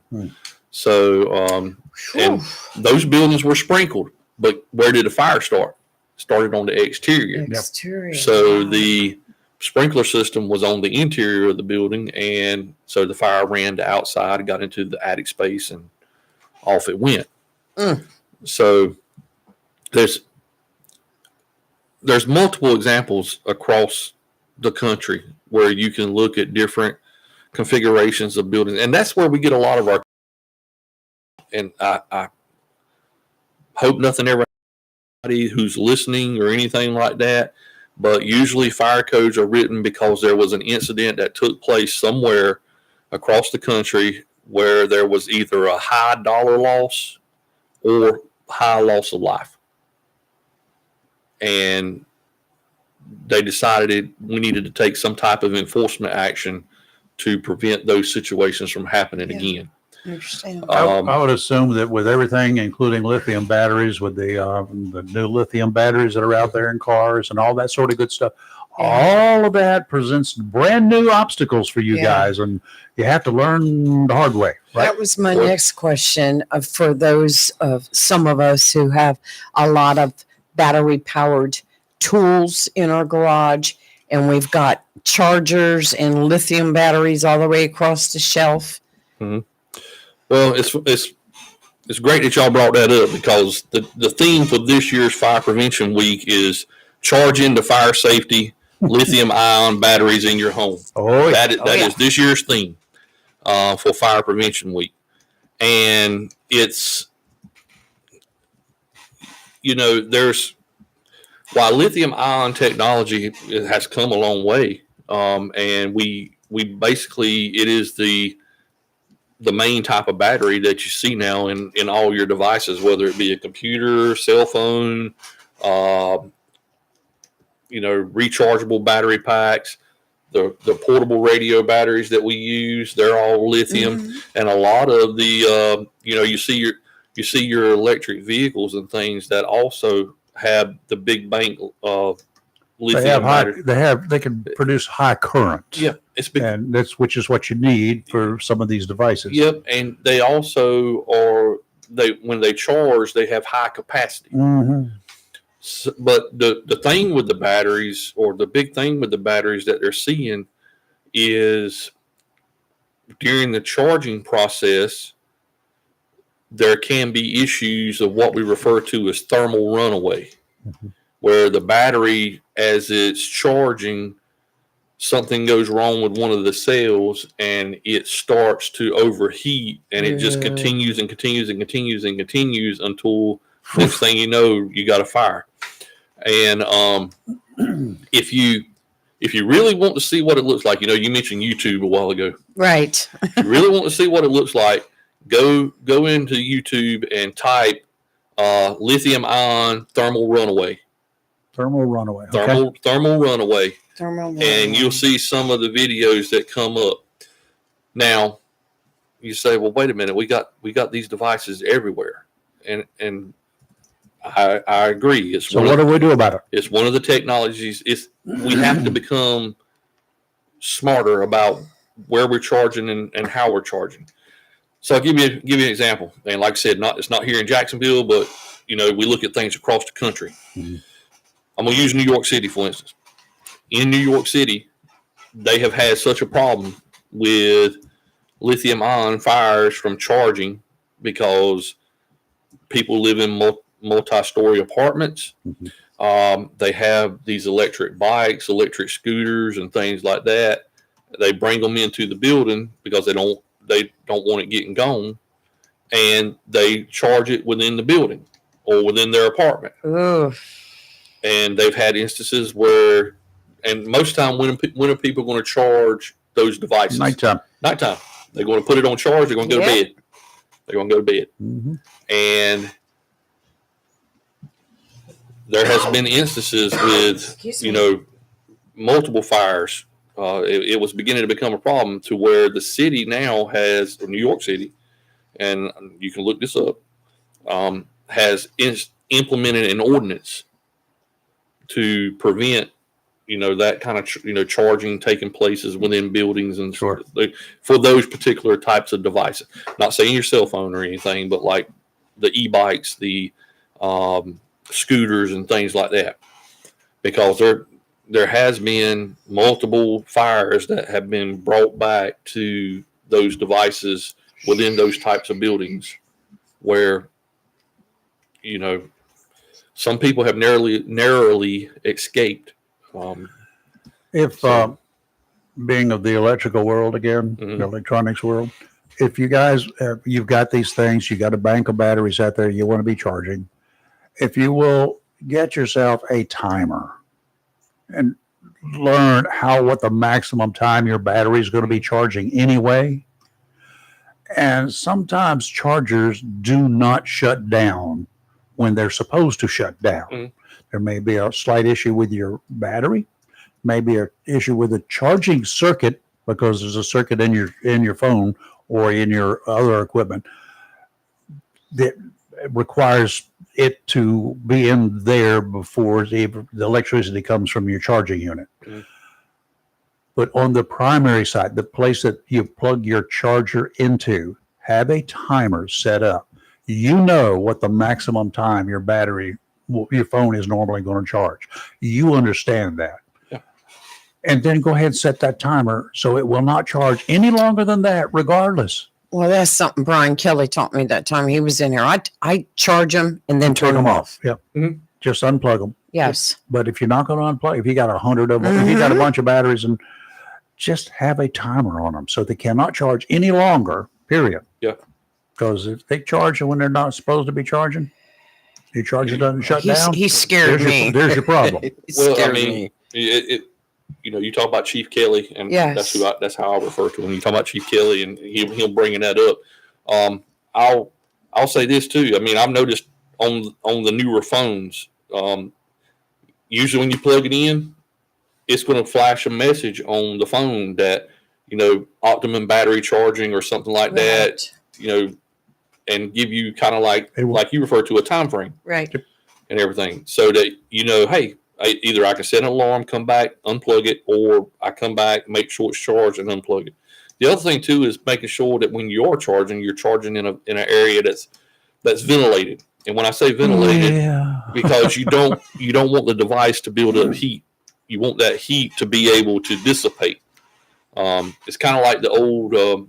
We talked about the use of extension cords, and people like to kind of run them under carpets and things like Oh, that. they're Well, ugly if you don't Yep. do that. well, I get it, but they're not I mean, that's- open to let that's the the heat. To let the heat. And not only that, the extension cords they use are the little zip cords, the little the Mhm. 29-cent ones you buy at the dime store or something. Yeah. They still call them dime stores. Anyway, the little, and you run them because they're flat. Time stores. They work underneath there. Yep. If you got to run it and hide at any distance, get a heavy duty cord of some sort. Well, like God. we recommend surge protectors.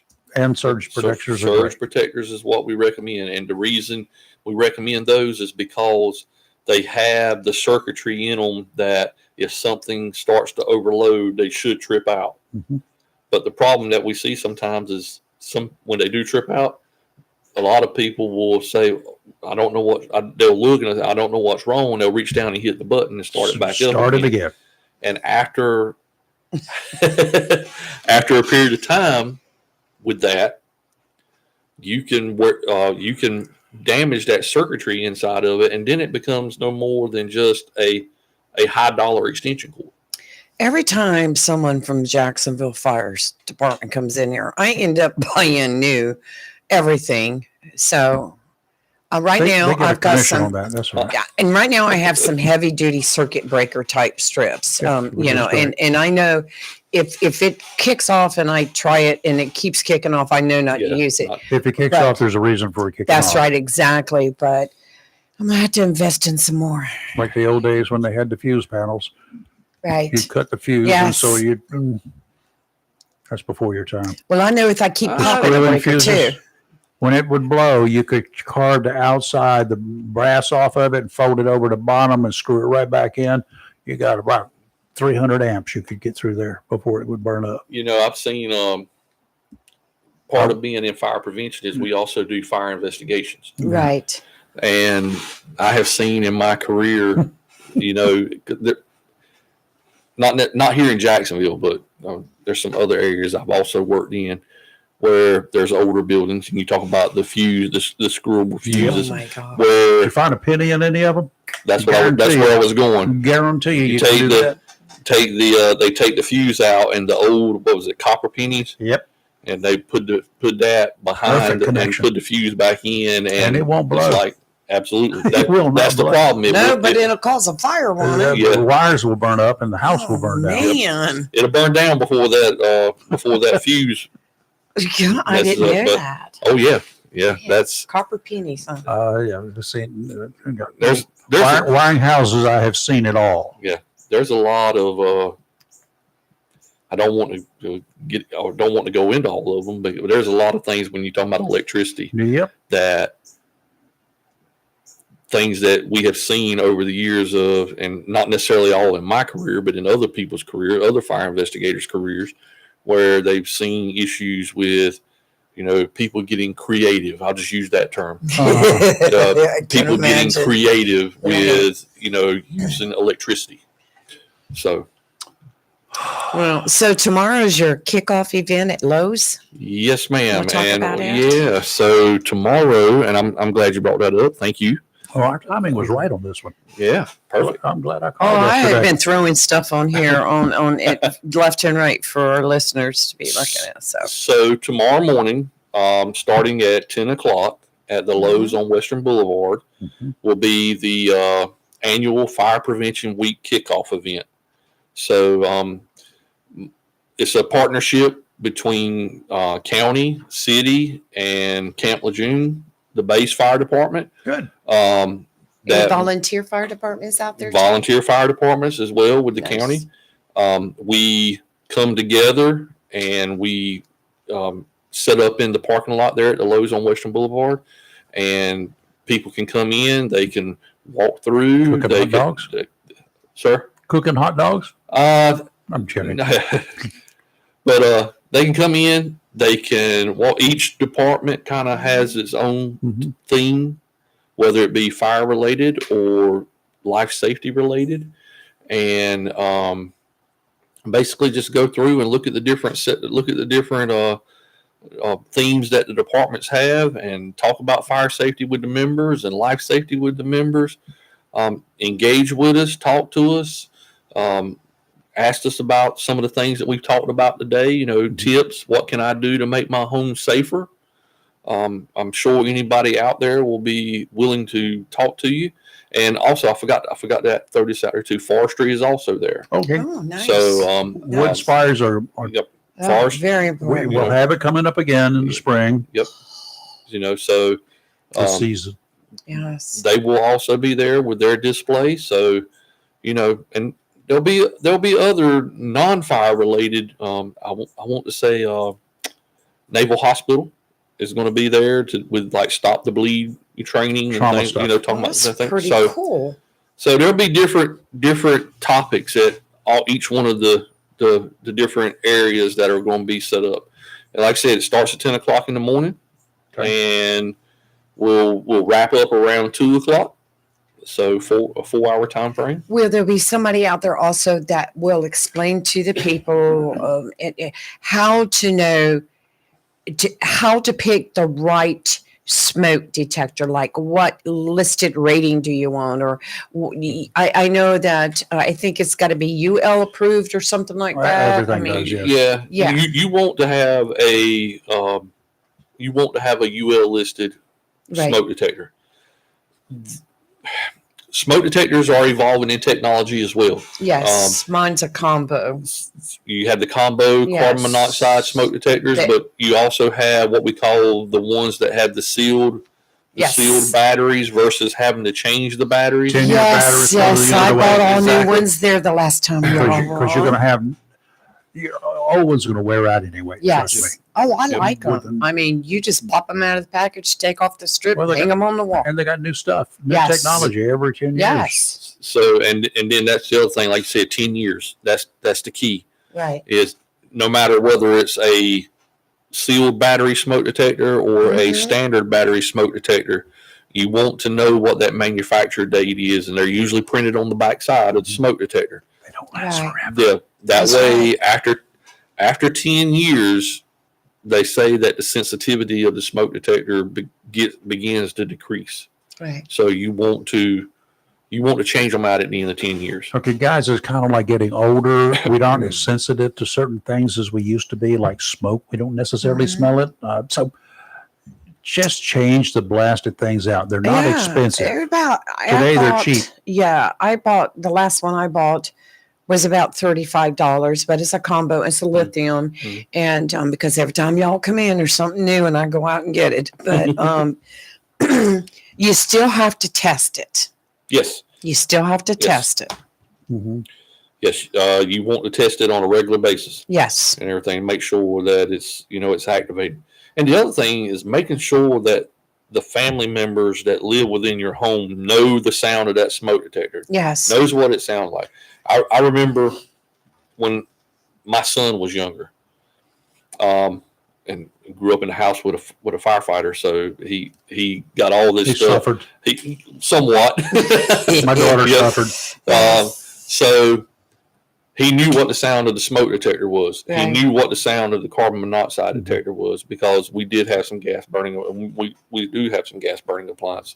He knew the difference between the two, so that he knew that if he heard that particular sound, which one of the devices it was.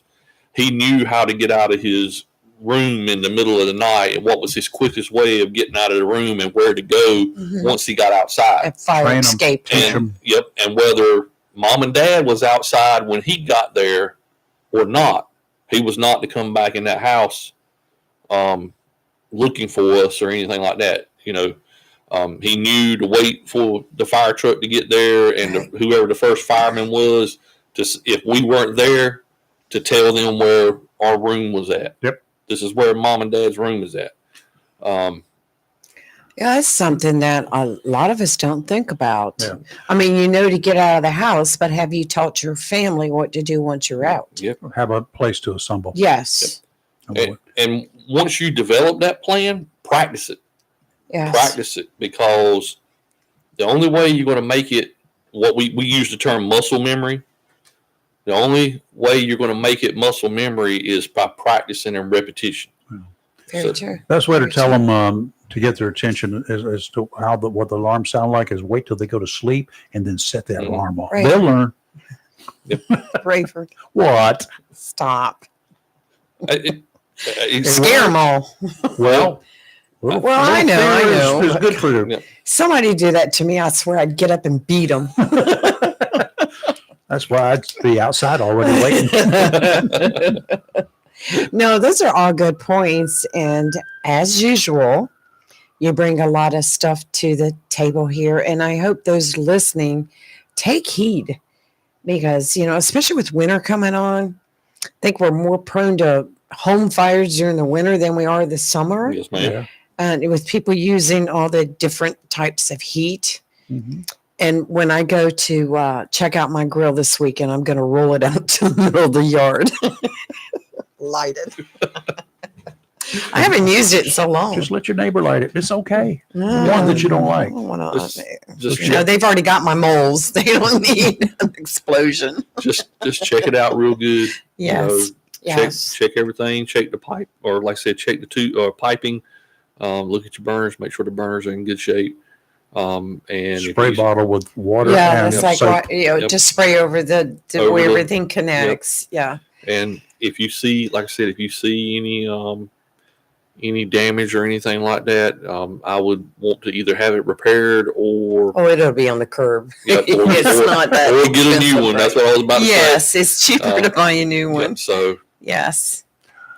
Randy, thank you. We Thank do you appreciate so you coming much. it's not a problem. And, I enjoy it. in. Yeah, well, that prevention is a great thing to have. This stuff. And Having Randy, to go to a fire after the fact Right. is something Oh, else. look at there.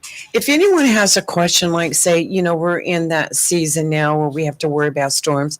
A lot of people, nobody's had to get their generator out yet. Mm. But if people have a question about maybe their generator or how to not have a fire, can they call your office? Absolutely. Okay. Absolutely. So they can call because we're in and out of the office all the time. Right. Like we've talked about today, we have inspections and other engagements and things like educational that. stuff Yeah, to do. absolutely. But if they would call our main line, 910-455-8080, somebody will answer that line and they'll either transfer you over to one of our extensions in the fire prevention division. Please, if we do not answer the phone, please leave us a message. Yep. Because even though we're not necessarily in the office where the phone rings at in the I understand office, that, yes. our voice messages kind of roll over into our emails, which come to our phones. Oh, okay. So That's a good system. yes, Wherever you are, you yes. get your message. yes. So Right. what we Got that normally on do. What we normally do is when we're out in the field and we're doing inspections or whatever it may be, is once we're completed, when we get back to our vehicle, we will look at what Check has the messages. come in, what's come in on our emails, Right. and we can return those as quickly as possible. And if you have a business that has a lot of employees, like say the new Amazon factory, Mhm. if they wanted to run through fire drills, they can request to have you come out there to observe. Yes. Now, fire code mandates how often they have to do fire drills. Right. Okay. We don't necessarily have to be there to witness it.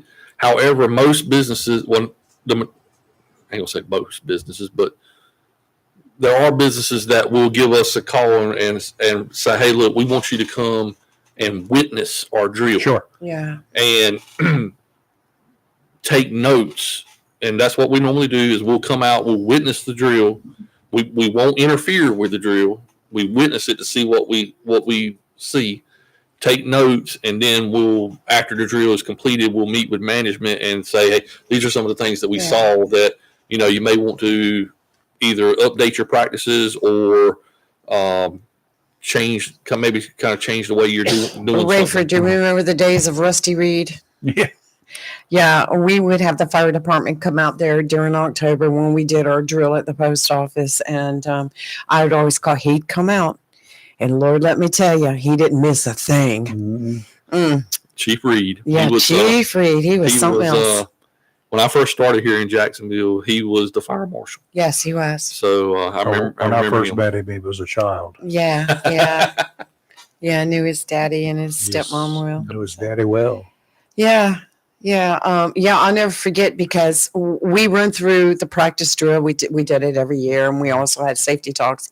But this one time when Rusty and I went back in the building to do the all clear, here comes a guy walking out of the bathroom. He was wearing a headphone. Never heard anything.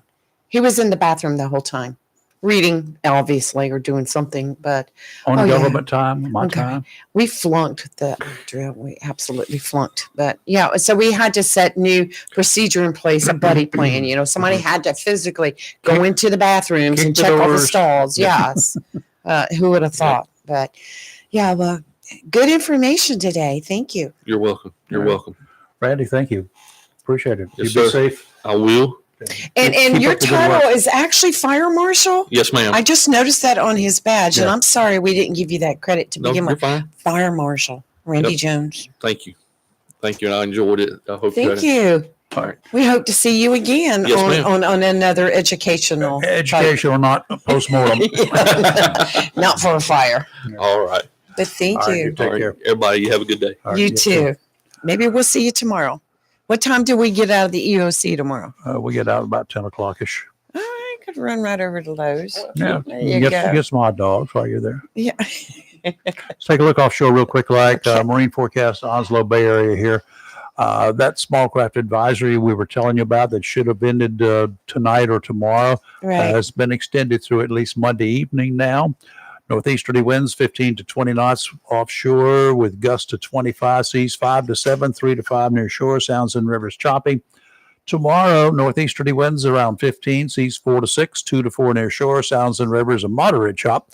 And on Sunday, easterly winds about 15 knots, seas kicking up again, 5 to 7, except 3 to 5 near shore, sounds and rivers a moderate chop. And today we will have increasing clouds with a high near 78, northeast wind 6 to 10 miles per hour with gusts as high as 17. Tonight, partly cloudy with a low around 58. Temperatures at kickoff time for the football games will be around 69 degrees.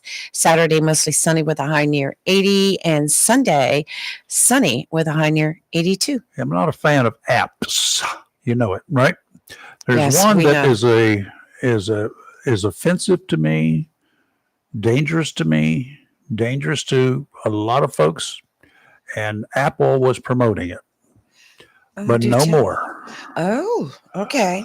There was an app that Apple had available for their customers that it was called Block Ice. Yes. Yes. Now, what happens? yes. Users could anonymously report ICE agents' presence wherever they are Mhm. when they're gathering together to prepare for a raid to round up illegals. You've got to be kidding me. Yep, it had that app. No doubt that Apple equipped trolls were shadowing ICE agents, sending out messages to all app subscribers. Does anyone think that's responsible? It's borderline illegal, in my opinion, if not illegal. What about the safety of both the agents and the people they're rounding up?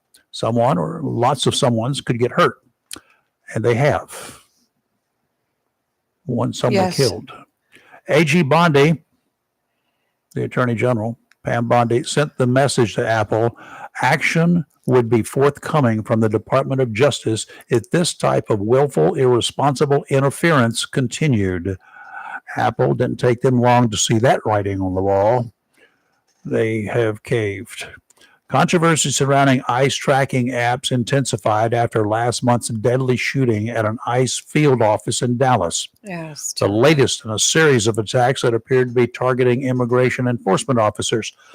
At that time, the shooter, according to authorities, Joshua John, Jahn, John, whatever, searched his phone for tracking apps, including ICE Block, before opening fire on the facility from a rooftop.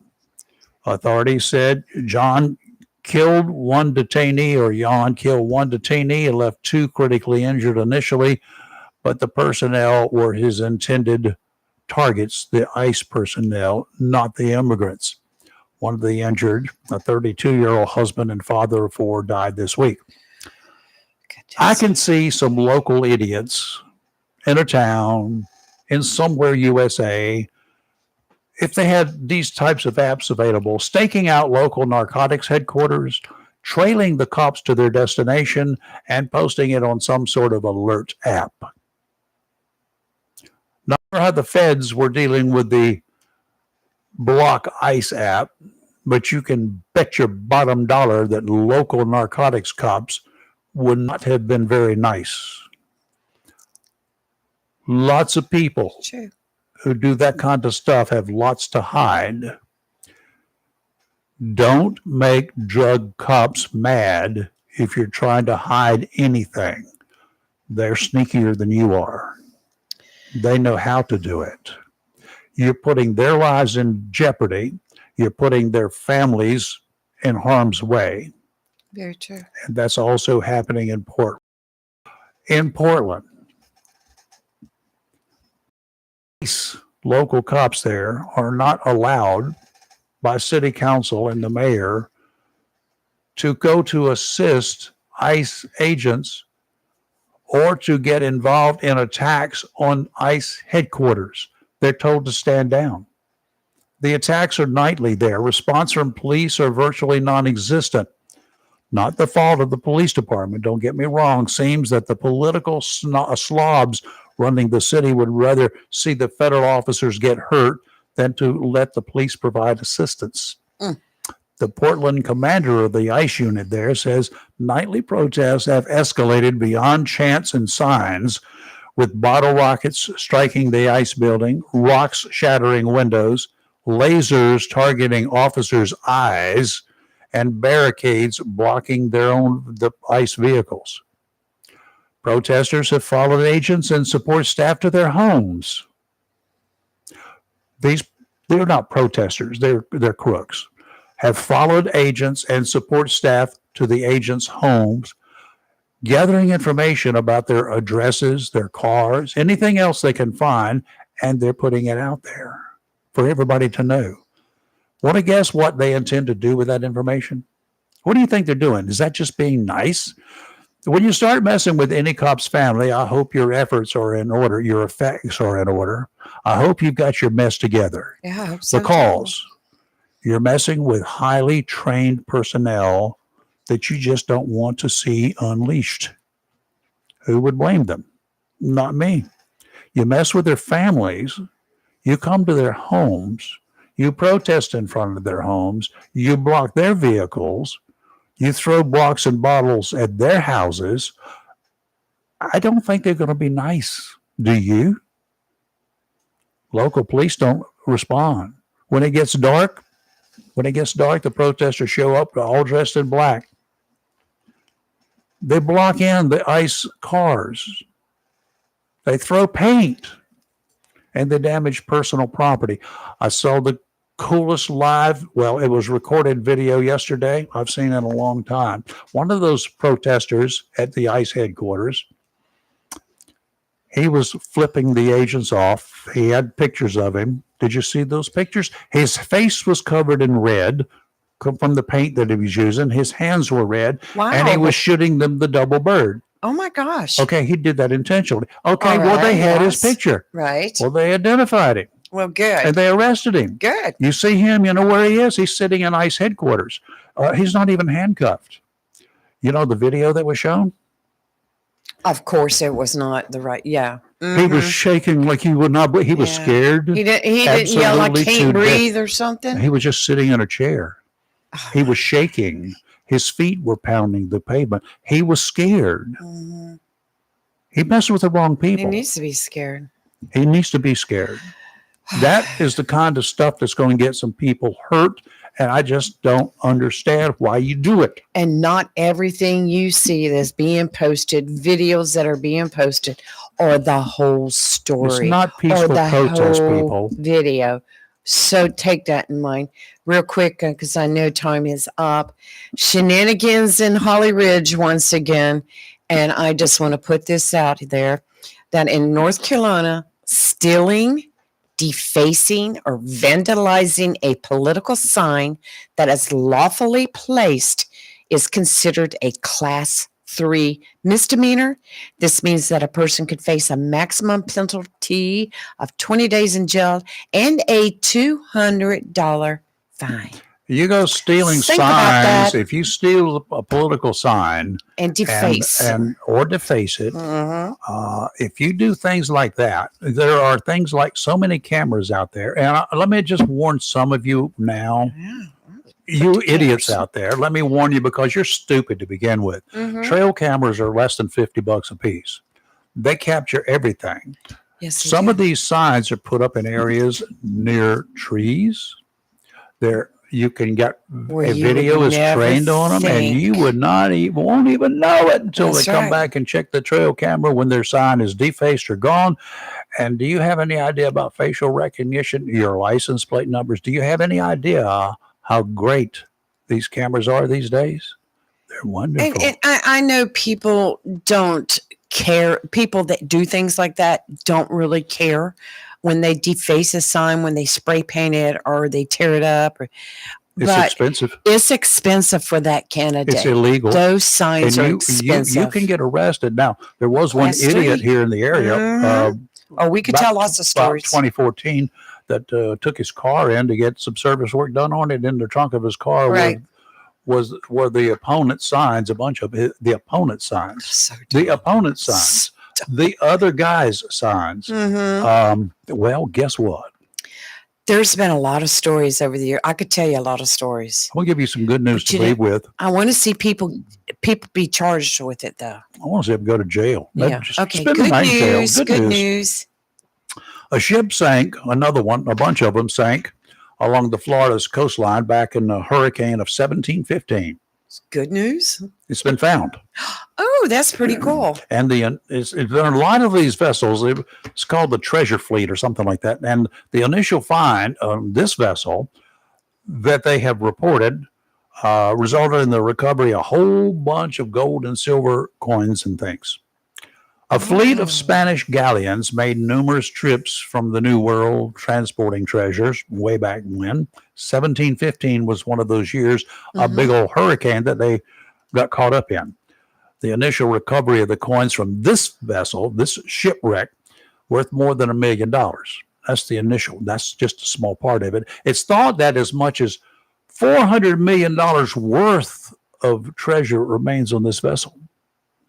It's under the sand. It's it's hard to recover, but they can recover it. Sure. Now, does anyone want to join me in the search for one of those 300-year-old ships that was thought to have been swept to the waters of North Carolina? You go right ahead.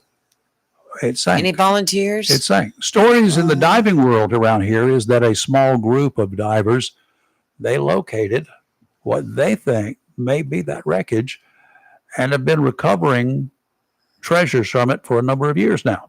Pretty cool. Oh. In the 1970s, way back when, a man came to me. I was doing photography work. He wanted me to take pictures of a particular coin that he had, an old coin from that era. Front and the back of it. Wow. The reverse and the obverse sides of the Right. coin, right? I'm like, okay, this is interesting. So I just asked him questions. I was doing some commercial photography for another photographer, so I did it. Those days, you didn't have the digital cameras and everybody could shoot pictures up close and whatever. I had to light it, I had to do like you're supposed to, so it could be used for presentation. And that's what I did.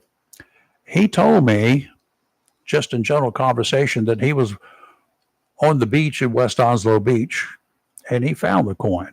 What was West Onslow Beach at the time, which is now North Topsail Beach, and it just washed up. Lots of stuff washes up. Wow. Okay, how did he get be there? that No, lucky. nobody ever thought about a treasure ship being out there, but somebody is working a boat offshore, Mm-hmm. a wreck site. Oh. As part of the deal that I had with him, I had to give him the raw film straight from the camera because he did not want any pictures going anywhere. Well, let me ask you, looking for volunteers, anybody that volunteers and wants to go down with you, if you find some treasure, is it yours to keep? Oh, yeah, absolutely. Okay, I ain't telling nobody. that's right. There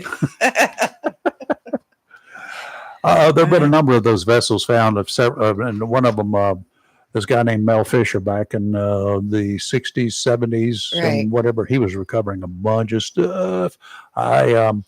Some of his stuff has been sold. Some of it's on a lot of it's on display. I think it's Key West. I went into his a museum there. So anyway, okay. You guys have a good weekend. It's still not conducive to get offshore, so just get your gear ready. One of these days, it's going to quiet down. You definitely might want to consider the fishing piers or some surf fishing right now. Let me know when the first run of the big fall run of the spots happens, and also when if you're catching any Virginia mullet, decent sized Virginia mullet, because I might just take and run them down there to the beach and throw some surf gear out. And we do through the weekend have a moderate risk of rip currents. Oh yes, so, don't get in the water, just fish from it. It's not worth Fish it. from the beach. And if you guys are ham radio enthusiasts, if you want to join a club or you already got your license, come on down tomorrow. If you don't have a license but you have an interest, come on down and visit the club. We got a club meeting tomorrow at the Onslow Emergency Operations Center. That's over there in the Commons. And just look for the big tall tower. It's a 400-foot tower there, and you'll see a bunch of cars with antennas on them. So join us there if you would like. Meetings at 9:00. We'll shoot the breeze, lie a lot, and then we'll leave about 10 o'clock or so. And then we got an event that a number of the club members are going to be participating in tomorrow too. Right. An exercise. Okay, we will see you on Monday morning. Do we have anybody yet? Not as of yet. We should. Chris should be back, and we do have some people. Oh no, we should have A dancing star. Dancing star. I don't know who it is yet. Because it's getting close to the Dancing Stars of Onslow County event. I still have to buy my ticket. Coming on strong. I have not done that yet. You better hurry. Ball game tonight. It's going to be Jacksonville Cardinals going to travel up there to New Bern and do some bear hunting. Do some bear. The Cardinals going to hunt bear tonight in New Bern. Game time 7:00. Come on up and let's. You see us up there. There will be three of us. My wife Robbie, Lee, and me. Yeah, and we'll be dressed in red appropriately, and we'll be up as high as we can get in the bleachers because I want to shoot pictures. I did meet a lady last night from New Bern that was at the function I was at, and we were talking, and I said, well, I'll be in New Bern tomorrow night. She goes, what for? I says, to kick your backside. Mm-hmm. I kick said, some bear butt. Yeah, we're coming up to kick some bear butt, and she was like, "Yeah, we'll see." So we've already got it on. We just already pick right out of the crowd. Yes, and then we'll see just how bad wrong that Chris Miller was in his predictions for tonight. Well, I think he threw it out there as a challenge, really. I think that was the whole thing. I think it's all psychological. Cardinals, get your stuff together. Let's go. Let's get on over there. All right? Yes. Come on, Cards. Let's do it. All right. And just call us Daniel Boone. He was a bear hunting man. You're live and local real talk where we're awake. And Chris will be joining us next week. And Kelly may be coming in because I've been trying to get her to come in so we could talk about some of the issues dealing with some of the mass killings and other things, and the diagnosis for some of the individuals involved. Right. And what is going on? Is there something in the air, something in the water, something they're eating, or something we're not doing for them? I think it's the winds blowing down from D.C. Okay, that's part of it too. We will see you Monday morning, bright and early, 7:00. So come one, come all. Have a great weekend, and please be safe.